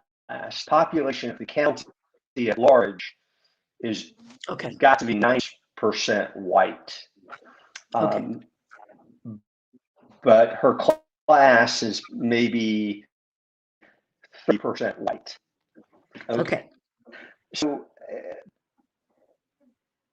obviously there's an immigrant effect of the parents that come in and all of those sorts of things that influence this. But anecdotally, and I bet I could support this with data, but the observations are the Asian kids and the immigrant families are going to Korean school and math school and all those sorts of things after school and on weeks, kind of to tie into the ethnicity. This includes the Nigerian students and the white kids who are doing well in their gifted classes, but they're going to football and baseball practice. There's much more of a athletic orientation to an American student, I would say irrespective of race, than an student that we observe in these programs. And so that's just tying in a little bit. In terms of your high skill, low will observation, I would flip it on its a little bit. One of the things my wife observed is the testing requirement to get into the gifted program school requires like a 99% categorization to reach eligibility in her class, and kids literally that are getting 96s, 97s, 98s aren't allowed in. But every once in a while, a child from another county was in a gifted program or another state will come into her program that is not necessarily high skill, but is very high will and performs beauty in the gifted program. So in some sense, it's kind of like, why can you pull money out of an IRA at 59.5, and why is the ability to get your driver's license at 16? It's just a random number that doesn't mean anything. is my point. And in terms of where they actually drew the line, just an observation. No. Okay. Think about. I don't know if you would add or comment to. Well, quickly. Those observations. Quickly, and it's kind of funny because you broke up a lot, but I'm very familiar with the situation you're talking about, so I know exactly what you're talking about. And in fact, I have kind of an issue with all of the additional outside education going on, particularly when you have kids who go to summer, and regardless of race, but this is, as you say, a predominantly Asian phenomenon. They'll go to summer school in the course that they're going to take. I mean, it's a private school, they're paying for it in the course, so they'll take geometry before they take geometry. And I'm very troubled by this because basically what it does is it reorients grades. I mean, in other words, when you grade kids, you're assuming that they're all learning at the same point and finishing at the same point. But if some kids have been familiarized with the whole material and spent their whole summer, learning the book and learning the answers to questions that you already have, it's a problem. And of course, when they do this, the textbooks are the same. You know what I'm saying? So I'm very troubled by that. I don't know how to fix it, but I am very troubled by that situation. And I don't know what to do about it. But when people talk about how, well, Asian students work harder and this and that, I used to They teach them. are. I've worked in that But situation. in your very point, isn't that an issue of equity? It's kind of an issue of equity. I'm intervening because you're breaking up, but it's kind of an issue of equity, but it's more of a condition. And this is something that when I hear people say it's a problem, frankly, I become a little frustrated with it. I understand what you mean in terms of a categorization by group. I'm not saying that they should be banned Go from ahead. taking I'm it. sorry, I'll be quiet. Yeah, it's okay. I'm not saying they should be banned from taking it. What I'm saying is that I don't think all of the people who talk about, I mean, look, if you get an A in geometry because you took it 3 months longer than everybody else, if you took it 3 months and went through the whole book, and then when you get to class, you know all the answers, all the homework because you did them already in summer school, I'm not sure that's anything to be celebrated. Second thing is that if you assume that, how do you stop it? I'm not sure. As I said, I certainly wouldn't ban it or anything like that. What I would do, though, is say, and this is a case of where the teacher themselves needs to be aware of this. I mean, if I saw a kid who I could see clearly knew everything, I would not start. I would still make my A be what it used to be. And what I'm saying is the problem occurs because of teachers. Teachers aren't, I don't think, reacting appropriately to it. They're like, oh, look, this is what my top kids know, so this is now an A. And I'm saying, no, I wouldn't do that. So the way I would fix it, quote unquote, would be teachers should be aware of it and be dealing with the equity issue, which means that you might still get an A. I'm not saying that kid won't get an A. I'm just saying I won't set my standard to that. And I think that's happening a lot in schools, is that this external private education is changing people's notion of what an A should be, to the detriment of all the kids that don't spend their lives in private school. Because in America, I'm sorry, we like sports. I don't think it should be, well, you were off playing football, or you were off playing soccer, or you were off playing basketball, and you were off in summer school studying geometry, and that's, quote, better. You know what I'm saying? It's like we have standard for a reason. So anyway, but I mean, I understand what you're saying about the equity issue. And I'm not sure how to fix it, other than, as I said, the teachers individually need to fix it. And that's kind of a different issue. So I'm sorry, Chloe had a question, and then Charles, you said you want one for Stanley or something. So yeah. So I understand that.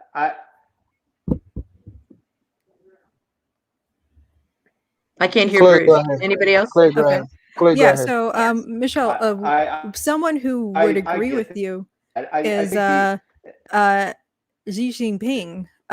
Because apparently in China they're trying to ban after school tutoring and tutoring services because I'm not sure if it's necessarily for equity stuff, but and this is an issue that also South Korea has. They have like some of the highest test scores in the world, but they have a crisis of all of these students burning themselves out because around the test time, they literally have to have security guards so that the students don't go to the roof and commit suicide if they feel like they're bombing a test. And so, well, and it also leads to rampant cheating and other things, which is a huge issue in those schools. I mean, there's that great that epic thing where this one for the HOUK, I don't know how it's HOKU or whatever it's called, that they flat out were successful at banning cheating. They searched every kid. They went into the room, and the parents were outside rioting, saying, "It's not fair if you don't let us cheat. Everybody else is cheating. If you stop us from cheating, there can be no fairness without cheating."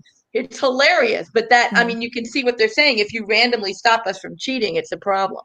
But yeah, and by the way, I don't know that I'd ban it. And the other issue with that you probably know about, which is that the kids sleep through school because the only thing that matters to them is the after school programs. The after school programs are more important than school, as it were. Yeah. Hello? Okay. yeah. Okay. Chloe, are you done with that line of questioning? Yeah, I'm done. It was a good point. Thanks for So, bringing it up. yeah. Okay, before I ask Stanley's question, let me just chip in on this particular point. One of my conversations that I had with Black Skin is amazing. We talked about this, and one of the points I told him that, look, that if if the price to pay for African Americans to score very high in test scores is for them to start killing themselves by suicide after for not meeting the scores, then I don't think that's the right way to go. I don't think that's the price that we want to pay. What's the Agreed. point of getting very high scores and then your mental health is in shambles and people are killing Yeah. themselves or students are killing themselves because they feel they're not passing the test. So I think there should be a balance in that regard. Now, to Mhm. Stanley's questions, Stanley says, how do parents figure in terms of school performance for children? How would you say the influence or the impact of parents feature in that regard? Um, I'm laughing because the politic answer that schools will say is parents are essential. The real answer to me, not to teachers just generally, is that to me, um, I'm I view it as I am a conduit of information to the parent. The parent should not have to do what I consider, quote, their job to deal with a student. In other words, if I have a good, motivated parent who emails me and gives me information and wants information, I'm happy to give it. If I have a parent who completely ignores me, that shouldn't impact how I educate their kid. And if I'm having discipline problems, that's what admin is for. You know what I mean? Not that doesn't mean you can't have disciplined kids. So my point is that can parents help, or put it another way, if you go to what Botep and I were talking about, can parents help with will? Yes. Can parents help make their kid feel loved and that there's a reason to engage in school? Yes. Are these important? Yes. But schools need to learn, and I believe have learned, how to help kids succeed even when they don't have that from parents. Not all the time, but we work hard to say, you don't have to have this. It's not, and when you say parents matter, when people say that, not you, but I mean, when people say, well, parents matter, yeah, of course they matter. I mean, but in the end of the day, for schools to say, look, you're handing us a lot of money. We get psychologists, we get counselors, we get teachers, we get free food, we get free this, we get free that. We're doing everything we can. And at the end of the day, that's got to matter for something. That's got to help kids. During the pandemic, the single biggest thing that schools had to do was deliver meals. That was their first priority because there were so many people who delivered meals. Second, of course, was teaching. But delivering meals is an important part of what we do. A lot of our job is spent being in loco, what is it? In loco parentis, I forget what it's called, being the parent at school. And so I don't think it's fair for teachers to say, well, it all depends on the parents. No, it's my job to reach a kid, even if the parents aren't there. And we do a lot of the time. And it doesn't mean that you're not always going to fail. So my argument is that schools should succeed regardless of parents. Parents will I give I more lo- opportunities, parents will give spending, but it should succeed regardless of parents. Sorry, I didn't mean to interrupt you. yeah, I totally agree with your last point that students should succeed by the efforts of the schools and their teachers. That should be a much more important factor than what the parents can do at home, because they are actually sending these kids to school to learn. If the parents are still going to have to do that, then what's the point of sending these kids to school? So I think the True. school should be more important in in Well, in this the goes back outcome in to that regard. this goes back to something I know you disagree with me on. Is one of the reasons that I think that homework should not be a super required element is precisely because home environments are different. That's one of the reasons that I'm set up so that I don't require homework. I only require kids to work in school. Now, in my engineering class, like a lot of times I'll say, hey, I want you to guys to, do this right up at home. I'm not going to give you time in school to do it in my engineering class. But when I do that, I also say, if you're having trouble getting focused, we'll find a time for you to do it. You know what I'm saying? But in math, no, it's really important to me that, in other words, if you really believe what I'm saying about parents, then you shouldn't be assigning kids work that they might not be able to do at home because their parent situation differs. And even that's even within tutoring or anything like that. So those are part of the things that come around with it. I would say that one knock against homework could be, so if there is a place that is focused on like kind of the worker type of thing, that doesn't reflect the work environment, right? You Yeah. typically shouldn't be doing work at home. You should be, it should maybe train you to, like, you have this amount of time to do this work Yeah. at school, and then when you're done Yes. with school, you can have your life, you can have your hobbies and all, and be more well-rounded person. And I mean, for me, that's essentially kind of how I did a lot. So at a certain point in my high school, I'm just going to finish all of my homework at school so I don't have to do it at home. Yes. No, I absolutely, I get really annoyed when people put morality around homework. It makes me crazy. I don't assign homework. I never, as I've been this is my 13th year as a teacher, I have never assigned homework a grade that, like, I've never dinged a student's grade because they don't do homework ever. And the minute I could feel safe not doing homework anymore, I quit doing it. And you always want, in case a parent complains before you get tenure, you're like, I'll wait.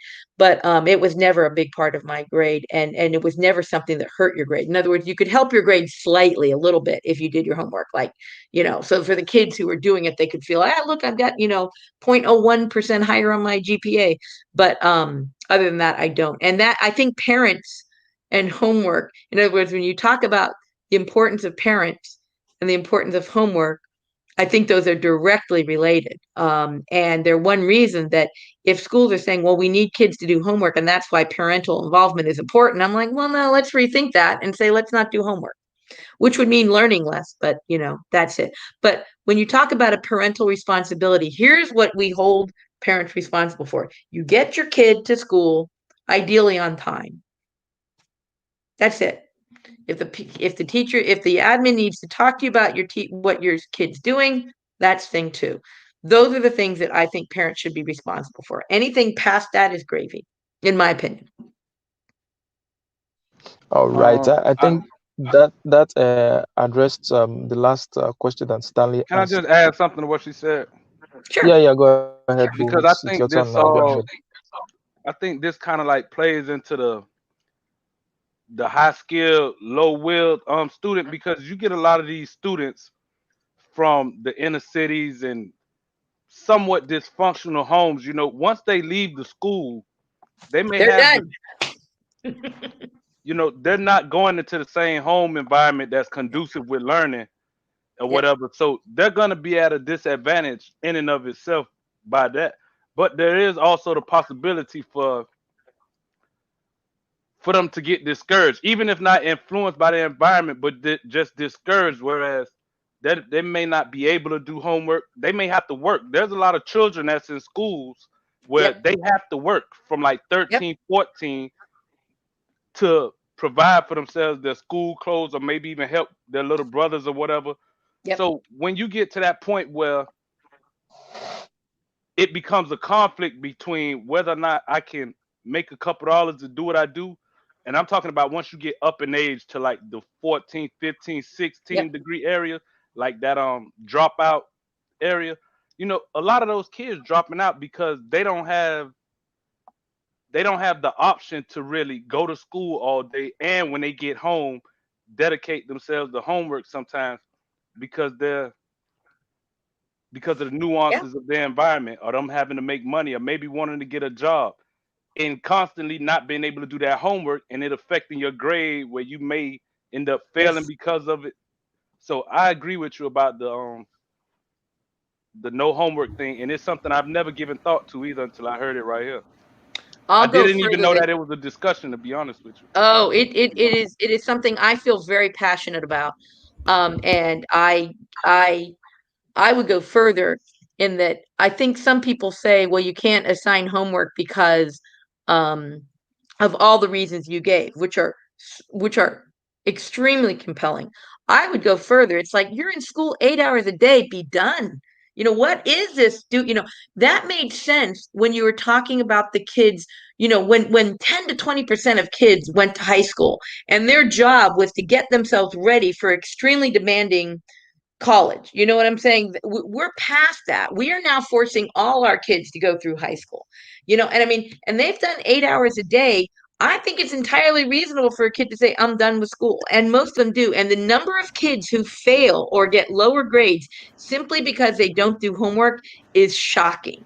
There was one guy I've been looking, he's a professor at University of Kentucky, and I can't remember his name, so I can't find the site for the research, but I was at a presentation he gave where he recalculated freshman grades and took out the homework grade and recalculated them. Okay. And something like 40% of freshmen failed courses that they wouldn't have failed if they simply hadn't been graded, it hadn't been given a 0 on homework. And one of our teachers at schools, it's really funny because she is putting together a program to convince teachers to not give zeros. And I was like listening, going, oh my God, there's teachers that give 0 for homework. That's right. Because if you think of it, unless you're doing a 4-point system, 10 for an A, 10 for a B, 10 for a C, and 10 for a D, and 0 for an F, which is a fifth. And Charles and I talked about this last time. I know he was appalled, but the fact that, well, actually it wasn't Charles. Never mind. Sorry, Charles. It was a different conversation. But if you think of it, 50%, like if you go 90, 80, 70, 60, 10% each for A, B, C, D, then 50% is an F.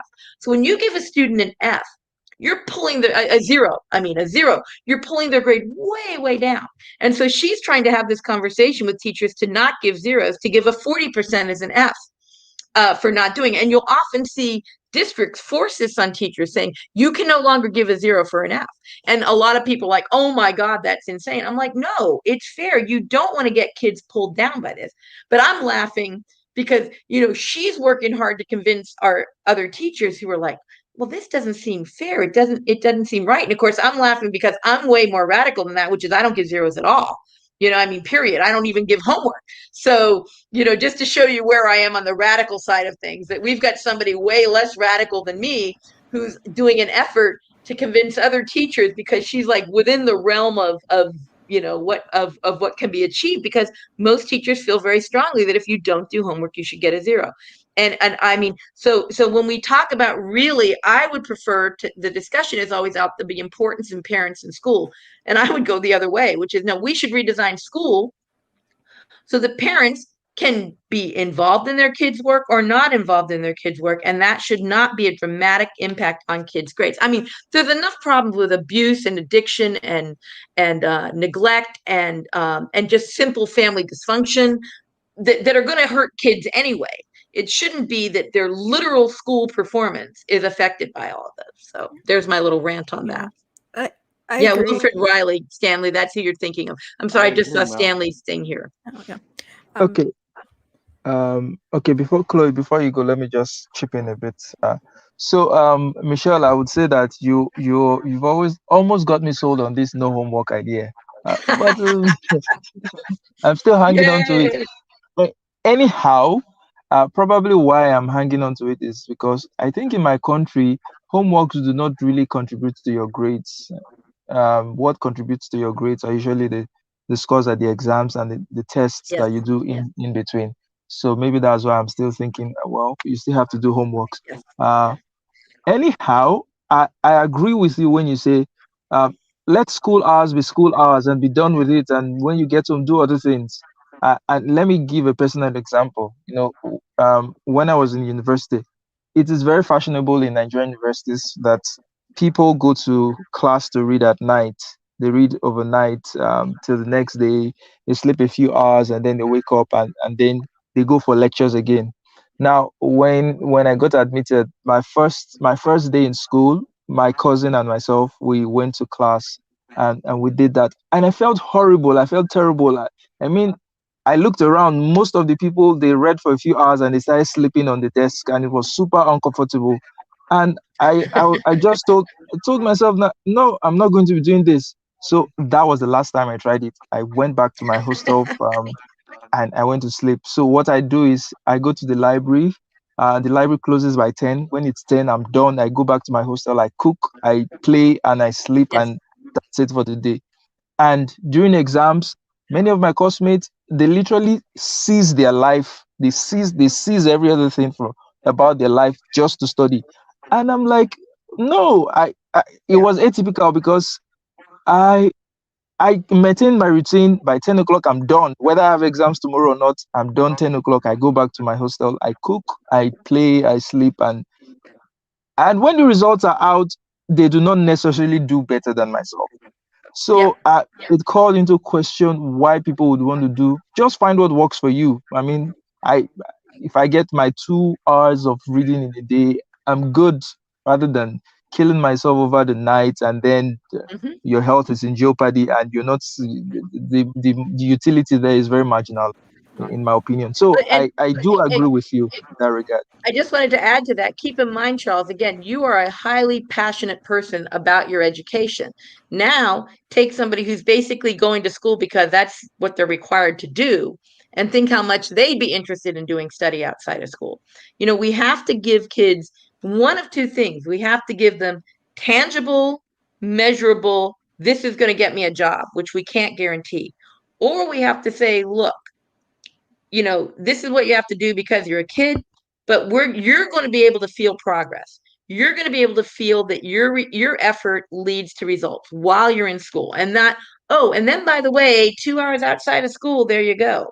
I just think that's kind of changing the rules on kids. And I would do less. And one of the things my kids always get mad at is like, you don't give extra credit. I'm like, no. They're like, well, then how do I get an A in your class? I'm like, do well on the test, man. That's it.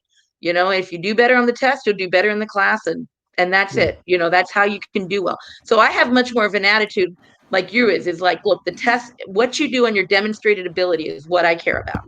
And if you work and try, that also matters to me. It's not going to get you an A, but it does matter because I'm teaching a hard subject.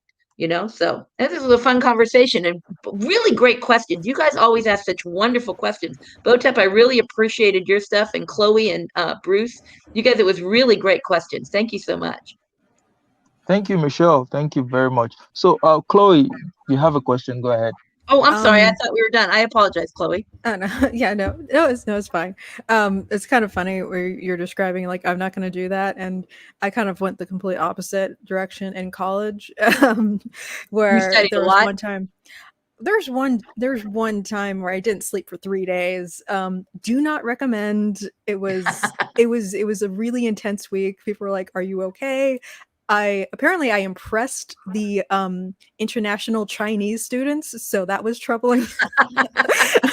They're like, "Wow, you don't go to sleep," because they would sleep on the chairs in the lab, and I'm like, "Oh no." I scared the Chinese. That's how serious I was about my academic performance. Yeah, but I definitely do agree that so to your point about it was only the boys that they had a high skill but kind of low will, or they didn't do the homework. I've Just one clarify. By the way, I am high skill, low will. Okay, so I should if I it's predominantly boys. You know what I mean? And not only boys, but it's Yeah, predominantly boys. Just to be clear, because yeah. that's me. I am not the most demanding intellectual job I've ever done is teaching. It's the first time where I really have to I spend time on it outside of my work. You know what I'm saying? I've always been a kind of got by brains and delivery, not by hard work. So I shouldn't say it's only boys. Anyway, I didn't mean to interrupt you. Oh yeah, but there's two guys that I went to school with, one in high school and then one in my engineering classes. One guy in high school, he's extremely smart, right? He was really good at music. He was very engaged in class, Yep. and but it come to find out, he didn't do any homework at all ever, right? Yep. But because he was highly engaged in class, he did really good on projects, so the teachers felt the flexibility to kind of offer projects as a way for him to compensate his grade. And a similar thing happened to another student in college, where he basically was on the track of to being hired by NASA. So there's like this project that my university was involved in called CubeSat, which is like like those little the inspiration of it was like those little not Teletubby, Beanie Baby like display cases. There was a professor saying like, how small can we make a satellite, and like satellites that can fit into those small, like a really small satellite that is about like 12 inches by 12 inches or something like that, right? And so that those are CubeSats, and so it takes electrical, like you're designing electrical, like embedded boards, programming, and all that kind of stuff. This guy, he spent all of his time doing that instead of his actual engineering classes. So he was applying everything that he learned. He just didn't see the point of doing it, this hypothetical that doesn't actually do anything. He actually worked on something that actually was working and is being sent into space. So again, for the teacher professors, for him, they're like, technically you should fail, but we'll work with you, right? Like, well, and that sort of thing is only going to be allowed. Like, I have a kid like that in one of my engineering classes, really bright, can't get him to turn in a thing. I'm just not grading him by that standard. But you have to be like way out there for a teacher to feel comfortable doing it. And just along this line, I'll tell you a story about my own son. My own son's very bright. And his freshman year, his first quarter, not the semester, but the quarter, he came back and he had been telling me about school all along. And I knew he was struggling with his geometry and he'd been working on it. But when I opened his report card, he had a D in English. Now, I know he'd been reading all the books, right? And because we've been talking about it, he just hadn't done any of homework. And he was at a concert. It was a Friday night when I got his report card, and I texted him. And I said, get out of the concert. I'm coming to pick you up. And he was bummed. And it was a small concert, but he was bummed. And as I was driving home, I said, you will learn to play this stupid game. You know what I mean? You will learn to play this stupid game. And he did not get his laptop for a year until sophomore year. And by the way, my son ended up getting passing 7 AP tests. He had a 790 in the SAT US history test, a 760 in English, and a 700 in the math 2C. So he was a bright kid. And I'm like, I'm not one of these fanatical parents, but you're in a school where they will give you a 0 and you will get crap grades if you don't play the stupid game and do your homework. I don't need it all done. I don't care if it's the last minute, but you will play the game. Now, it worked for him.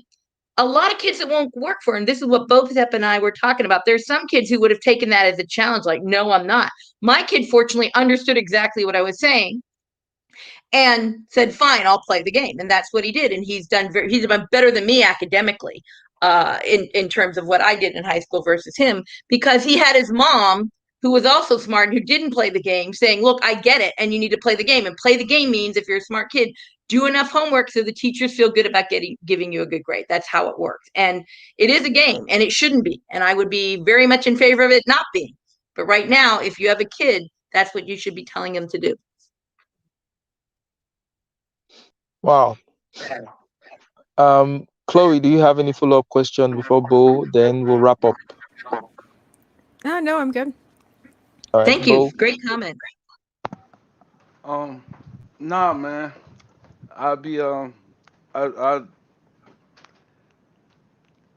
think some of these conversations, and that's not criticizing conversations, but I do think there's different challenges that need to be addressed specifically when you're dealing with kids from these volatile inner city environments or whatever, and just specific to their individual experiences a lot of times, because even the homework, and she kind of took me back with that, because I never thought about that. But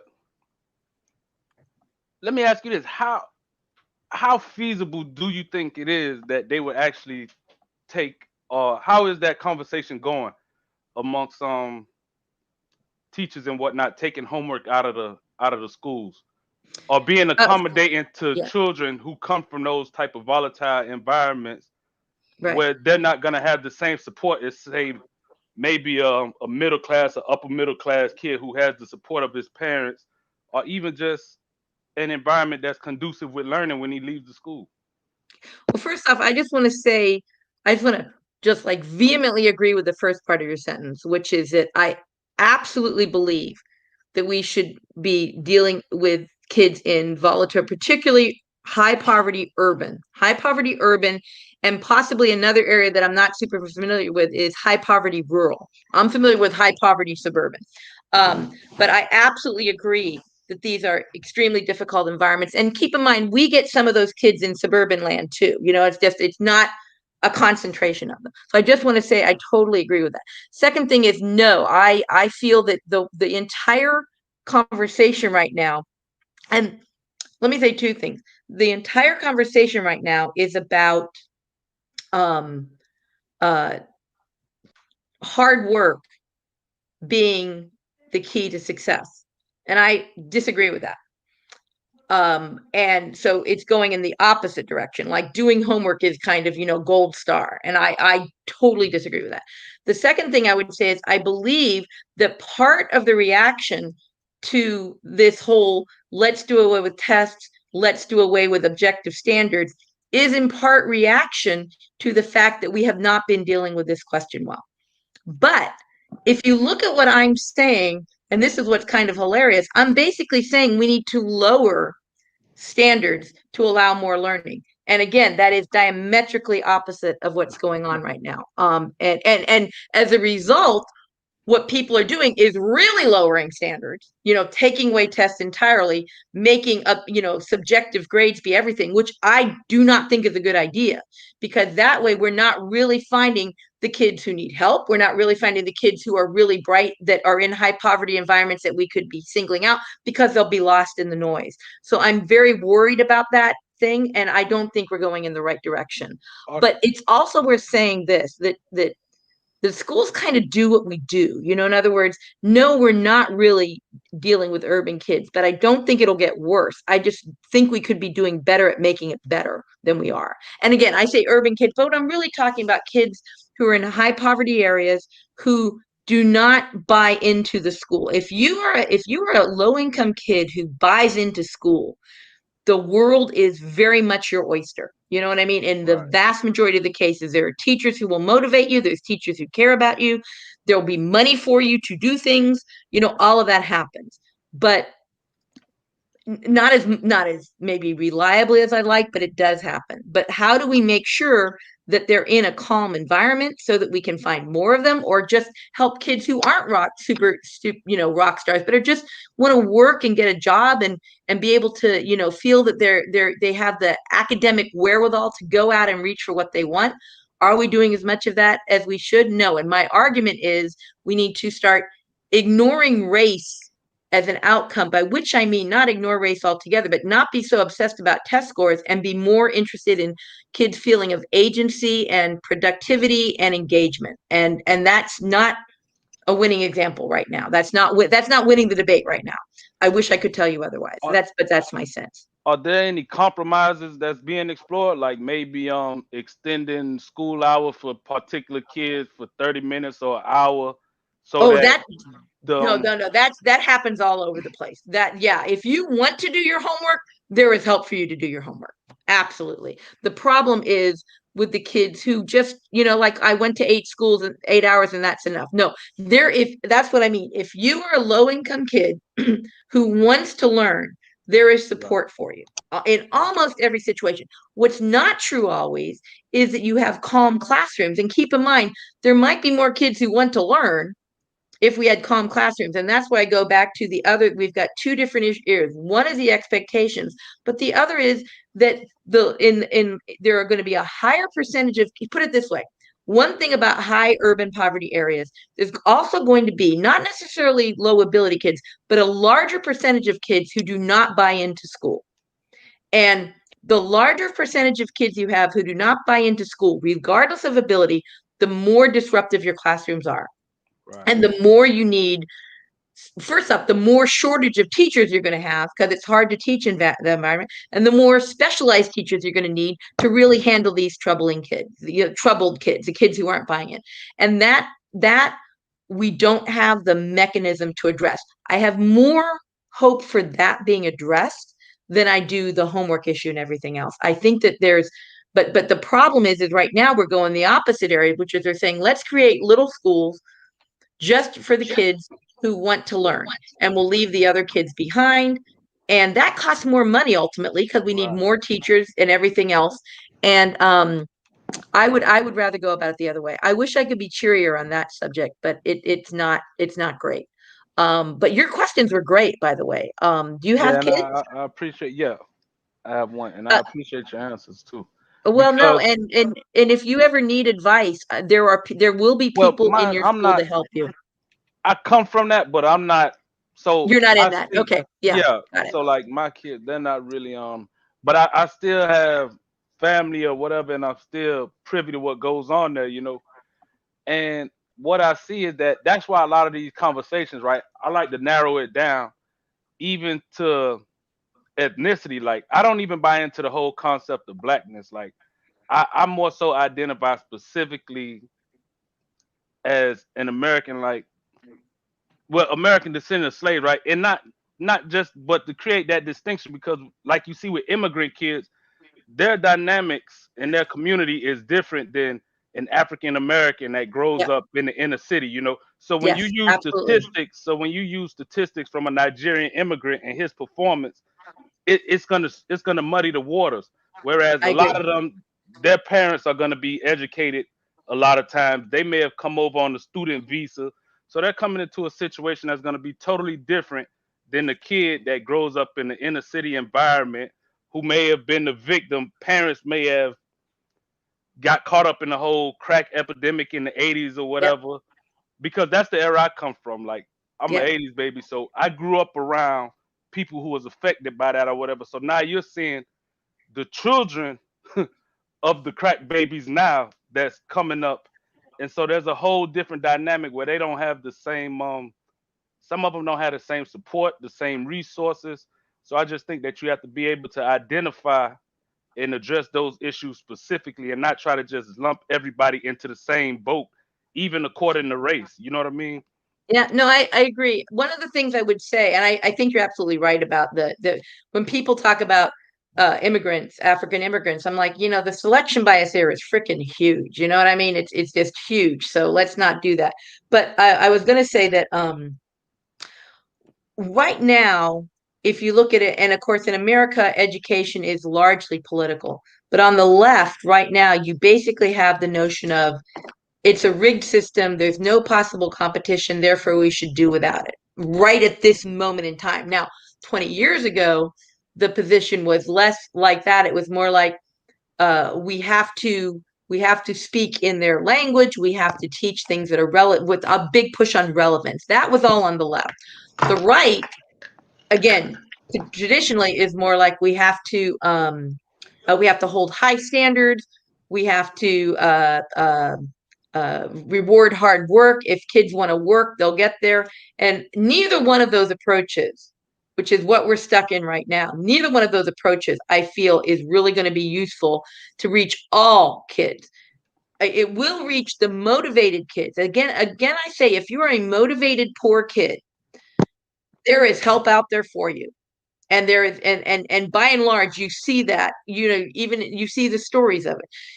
But if you're just an ordinary kid who might be led a little astray or just might be in a class that's not focused, we're wasting more resources than we should be. And I believe that there are solutions, but not the ones we have. Um, and I agree it's a problem. Uh, and one thing that I think parents should do, particularly in high poverty areas, is I think they should go and agitate and say, "Hey, stop with the homework in high school. High school, stop. Nothing matters in elementary school." I always tell parents, they're like, "My kid won't do his homework." I'm like, "Who cares? I'm not elementary school, nothing, yeah, whatever." But at high school level, it really affects grades, it affects passing, it affects free time, everything else. I think parents in high poverty areas should say, enough of the homework. Come up with something, come up with a way for our kids to do well in school in the 8 hours we give them to you. I mean, I want them to be able to play basketball. I want them to have a life. Or I want them to do an after school program where they get tutoring in something they're weak at. All of these are fine. But I think that's something that is parent driven. And I think one of the things that is not always understood is that public schools are very responsive to parents, much more Right, than they're given credit for. right. Hi, Mr. Palu. Do you have a question? Is it Palu? Is that how you say your name? Yeah, Pelu, Pelu. Nah, I was listening in because unfortunately, for the first 2 hours of your conversation, I'm at work, so I can't really listen in. So trying to get caught up to speed. I'm trying to get caught up to speed. So but yeah, everything saying is good. What I'll add, according to the part I've heard about, yeah, public schools might be very responsive to parents, but that's where it is. Like, do a lot of parents know the issues in high poverty areas? Do they know all the issues? Because if they don't know all these issues and know all these ideas, how can they attend to it? So it's like it's like um parent teacher engagement. Because look, even in DC schools, you could tell even in the one DC school area, the school with the highest teacher involvement and parent teacher involvement, you can see those schools do way better, even though they're in the same um um um larger school system. So w- how do you educate parents in certain areas to know the proper procedures to get the best results? That's a thing too. No, Where that's a really good point. No, that's a really good point. Not only that, this goes back to what Botep and I were talking about with the insularity of urban areas is, do parents know how much of their kids' grade is about homework? And, do parents know that their kids might be doing well on tests, but not otherwise? Do parents know? I mean, keep in mind, by the way, keep in mind, there are kids who flat out don't go to school. That's a whole different problem. You have kids cutting school. So I'm talking about kids who go to school, who sit in class, who at least do some of the work, even if they're goofing around a lot and they're failing. And do parents know, well, okay, how much does my kid actually know? How much of what you're grading is compliance? And then if parents started saying, wait, how much of our kids are being graded on compliance because the teacher's like, oh my God, I got 30 kids screaming at me and I'm going to give A's to the kids who do their homework and sit quietly. You know what I mean? I'm going to give F to the kids for behavior, something like that. And I agree. I don't know if they know how much that's going on. And that is a really interesting thing where I think communities could educate their parents about, hey, go to your school and ask these questions. And by the way, not necessarily calling every teacher in the world racist either. It's not always racist. It's hard. It is hard teaching 35 kids who don't want to be there, or even 35 kids, 15 of whom don't want to be there. It's not a fun job, let me tell you. I mean, so I do think we could do more to alert parents to look, what is and what, how much do my kids know? Like, when the test scores come in, your kid got below proficient, but you know what? He missed proficient by like 4 points. So he was pretty good. You know what I mean? If he tried, he might have gotten proficient. Did he try? On the other hand, you could have a kid who got straight A's, but he's at really far below ability. You're like, well, wait a minute. What can I do so that my kids' scores go up? Or is my kids' grades all a lie? You know what I mean? And by the way, in high poverty schools, you've got kids who their grades are just flat out fraud. Flat out fraud. They're getting an A because it's not even like they're the best student of the group they have. You know what I mean? And that happens. And that shouldn't. I mean, I've talked before, Charles is shocked by saying an A has different meanings at different places. But an A, by golly, should indicate your best students of the group that you have. If nothing else, it should indicate that. And there's many parents in inner schools who like their kid is obedient and quiet and they do their homework, but it's completely illegible and they don't know what's going on because they're very low skilled. They probably need special ed and the parent has no clue. That happens too. And so these are things where I agree that letting parents know that. Like, so you asked how parents could matter. I do think that parents in high poverty environments have so much else going on that it's hard for them to get that education.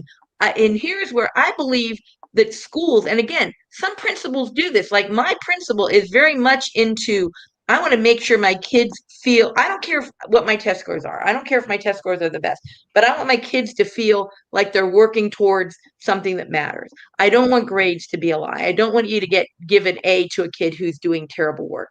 But I also don't want you failing kids just because they didn't do their homework at all, period. I mean, so how do you work with, I believe that ultimately schools should be looking at that at the principal level and say, okay, here's my kids. And by the way, you can do this. You can say, okay, here's all the kids by, advanced, basic, advanced, proficient, basic, below basic, far below basic, right? And then here's the grade that they got.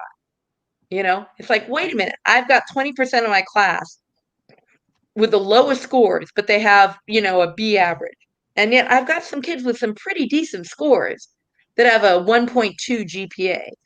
Those are things that should be best handled rather than putting it on the parents. I would like to see schools doing more of that. And again, this goes back to what I was talking about with, I think, Charles, is that it's hard to do that when you don't even have enough teachers. It's hard to do that when hiring teachers is your top priority because you've got long-term subs and 40 kids to a seat and absolutely out of control classrooms. And this is where I go back to what Botep was saying. I completely agree that when you have when you walk into a school and you see that it's out of control, the most important thing, first off, is to say stop before we do anything. Let's get to the point that we have, without being, medieval. Yeah, How okay. can we get it to where kids are in a class and sitting there quietly so that when you walk during the school day, there's not 47 kids out in the hallway? You know what I mean? How do we get to there? Because I truly believe that in order to diagnose your problems, you need to start with that. Okay, let me ask you one more. Let me ask you another thing, Miss Kerr. Okay, so now, I'm glad you mentioned this homework thing because even when I was in high school, I mean, be honest with you, I didn't do that much homework when I was in high school. I really didn't do that much homework. I should have done more homework, Me but neither. No, no, no. yeah, I don't do I it barely either. did my homework. I was lucky I was able to get by passing tests, and I didn't have to do that much homework. I could make up for it in tests, so I was able to pass because I was good at taking tests. But if it was just left at home, I would have flunked out of school too if it was left up the homework. But Yep. but yeah. So now, and I'm glad you said it because I do think that it shows this massive homework they give us from a time we're kids. It shows the inefficiency of the school because we waste so much time in school where it's an efficiency problem to me. To me it felt like it. I'm looking back, it felt like it was mad inefficient. It was an inefficient system that we're in classes all these days, yet we still have all these homework what can be done do you think that we should like change the whole system because I mean if that's the case shouldn't we have like block scheduling with longer classes and you sit there and do work and do a thing in the class like it would take a whole revamping because right now it's like the schools are not the ones who want to educate. It's like everybody's teaching themselves, but it's like it's like how how should I put it? How should I put this? We we have an inefficient school system that relies on the people to teach themselves or parents or the homework to teach. How do we change the? I mean, don't we need like a change of entire school philosophy? Like, isn't our is it, we need don't we need a philosophical change of how schools are done to accomplish a better result, especially for these low income schools? Because if we know that some people in the house for no matter what reason, their parents are not educated or whatever. Some parents really cannot be responsible for the education. Unfortunately, they're not in a condition to do that. Don't we need a massive philosophical change of how schools are done in order to do this? That we learn when you go to school, it's a power hour. You're here for a power hour, and you come out having what you need to do. Well, it's kind of But, funny because if you go back hello, just real, Michelle. yes. Michelle, before you answer that question, okay, so let me just add the last question for today. Is sort of related to this, so that you just answer it and we're done for the Okay. day. So this question actually is from Stanley. So he wants to know what can we do better, as in what can be done better in the current US educational system. If it were up to you, what would you do better? What would you Well, that improve? that What would actually you goes back change to in that the goes back to Mr. educational system? Palou's question too. It's the same question, which is what would I do? Well, first off, let me say this. In part, it goes back to the part that Charles finds so appalling, which is that teachers can do anything they want. So in other words, I teach a class pretty much the way that I think you guys would like, and I can do that in part because nobody can really tell me to do otherwise, right? So part of the flexibility that Charles is like, oh my God, is part of the thing that helps us. Second, um, what would I do to make education better? Oddly enough, I think the thing I would do to make education better is limit college dramatically, because I think that right now we have so much impetus to put kids into college, whether or not they're interested or qualified, that it causes problems. Um, and so I would limit college into, like Charles talks about entrance exams to college. I think it shouldn't be high. I'm not talking really high, but I'm talking if you read at the 8th grade level, you should not be going to college. And I think we should reorient our world more around jobs. And both of those are external to K through 12 education. But so that's what I do. The second thing I would do is, I think, and we're a long way away from this, is specifically with one type of school, that is dysfunctional schools, where they're out of control. I think we need to look at those and not say let's fix them by pulling out the good kids, but let's fix them by pulling out the kids that really need support, that are really causing that disruption, and put them separate. And I don't think that we're at a point to do either one of those things. On the plus side, one of the things that I think is worth remembering, that we do a relatively good job of educating most kids. And that doesn't, and therefore the specific problem, which I agree with BOTEP focusing on high urban poverty schools, they are a unique case. It's not exclusively African American kids. And I do believe that we should be looking at other ways to do this. And part of that, I just noticed Stanley Cross say that a Republican point. Well, Republicans are all about hard work and high standards. And I truly think what we should be more focused on is getting kids to feel a sense of agency. And I think that's true for all kids, but at the higher levels and richer levels, kids buy into college. I think the problem is that there's nothing for kids at the low level to buy into. They don't want college. And I think we need to do more vocational work. I think we should fund more vocational training as an alternate to college, not for high school, but to college. And I think we should lower the standards in such a way to give people, to give kids, that when they're sitting in class, whatever their needs are, they are moving and advancing according to their needs. And I believe that more kids would behave, more kids would be engaged if they felt that their expectations were realistic. And these are all difficult subjects. I have no easy answers. Hey, you mind if I jump in, but say one small thing, quick. I know Charles said last, but let me add. Let me throw one thing more at you, Ms. Kerr. How do you feel about gender in school? That's also a concern of mine too.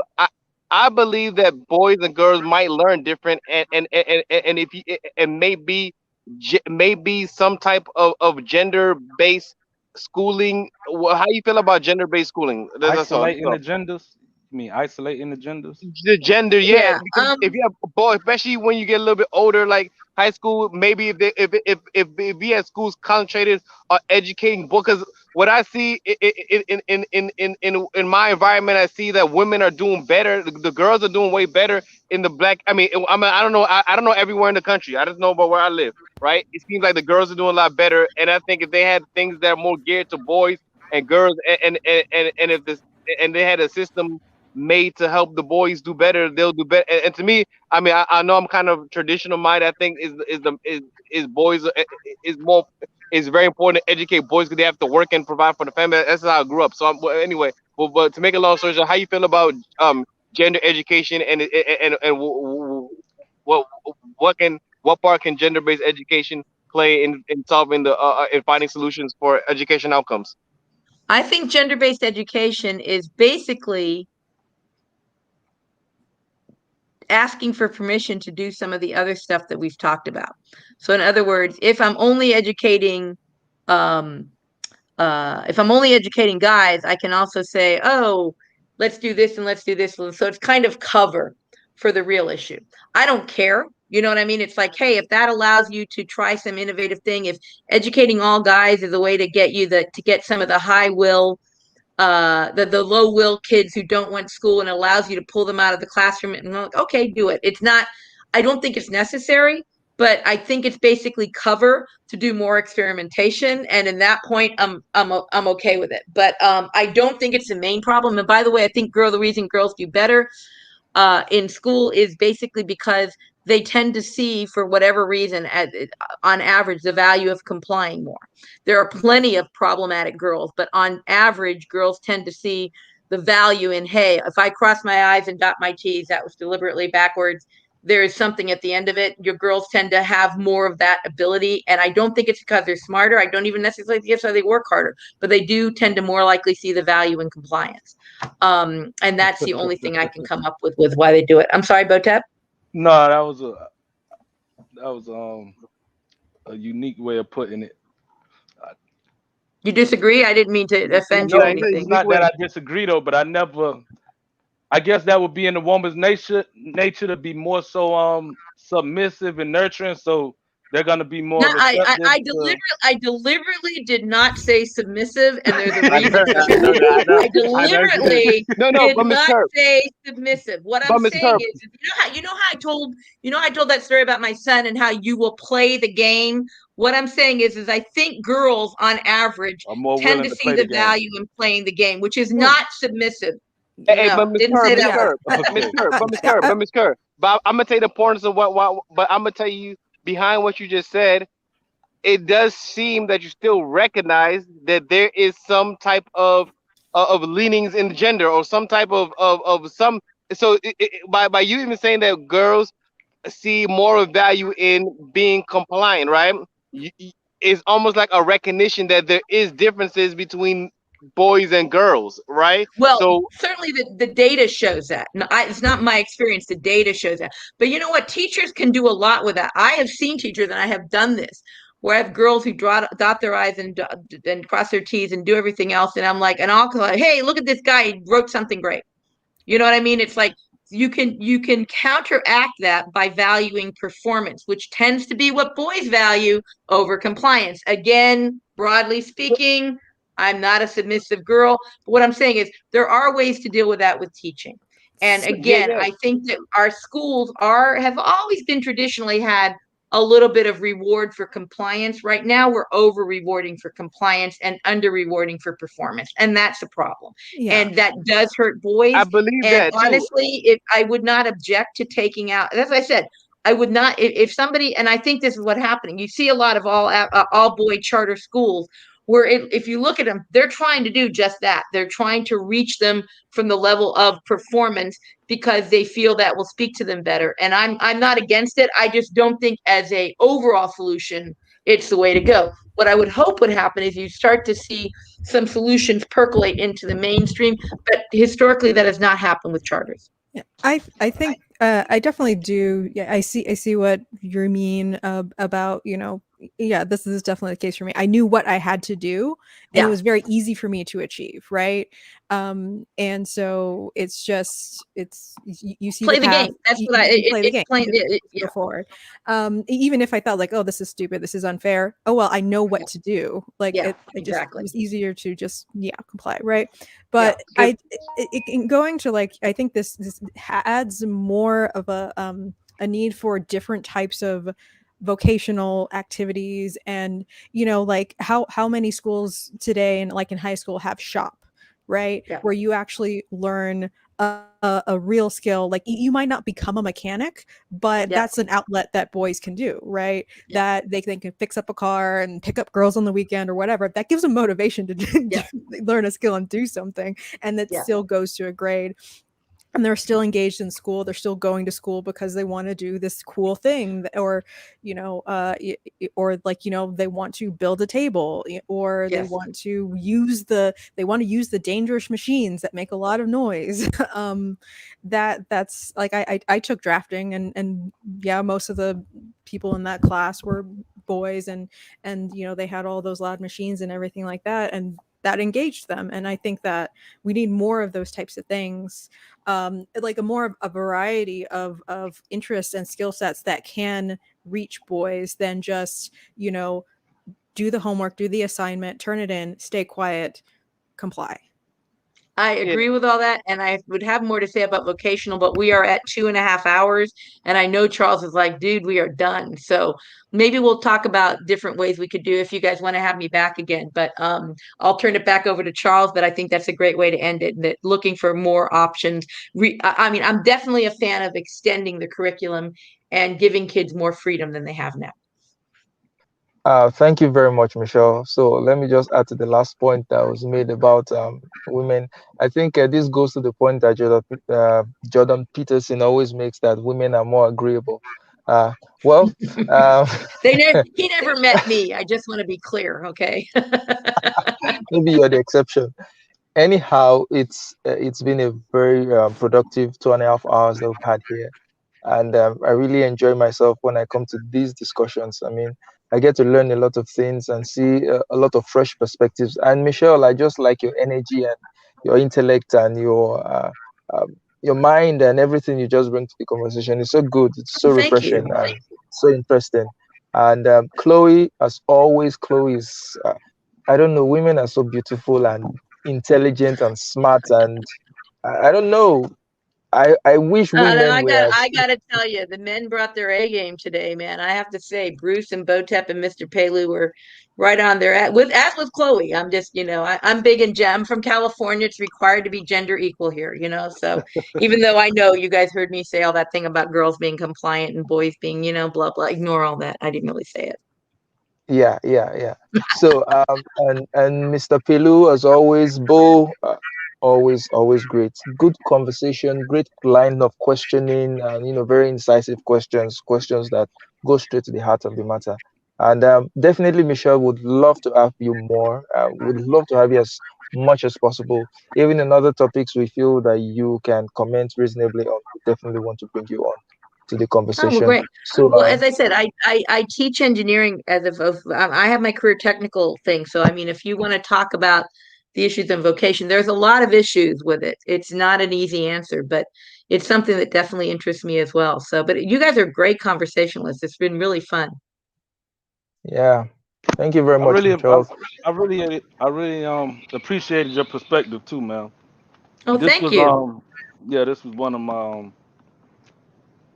of the more better panels we've had. Not because of, but I just think this conversation and this topic is just so relevant to, a lot of other times, certain things in politics or whatever, it matters, but at the same time, it's like whatever, you know what I mean? But Yeah.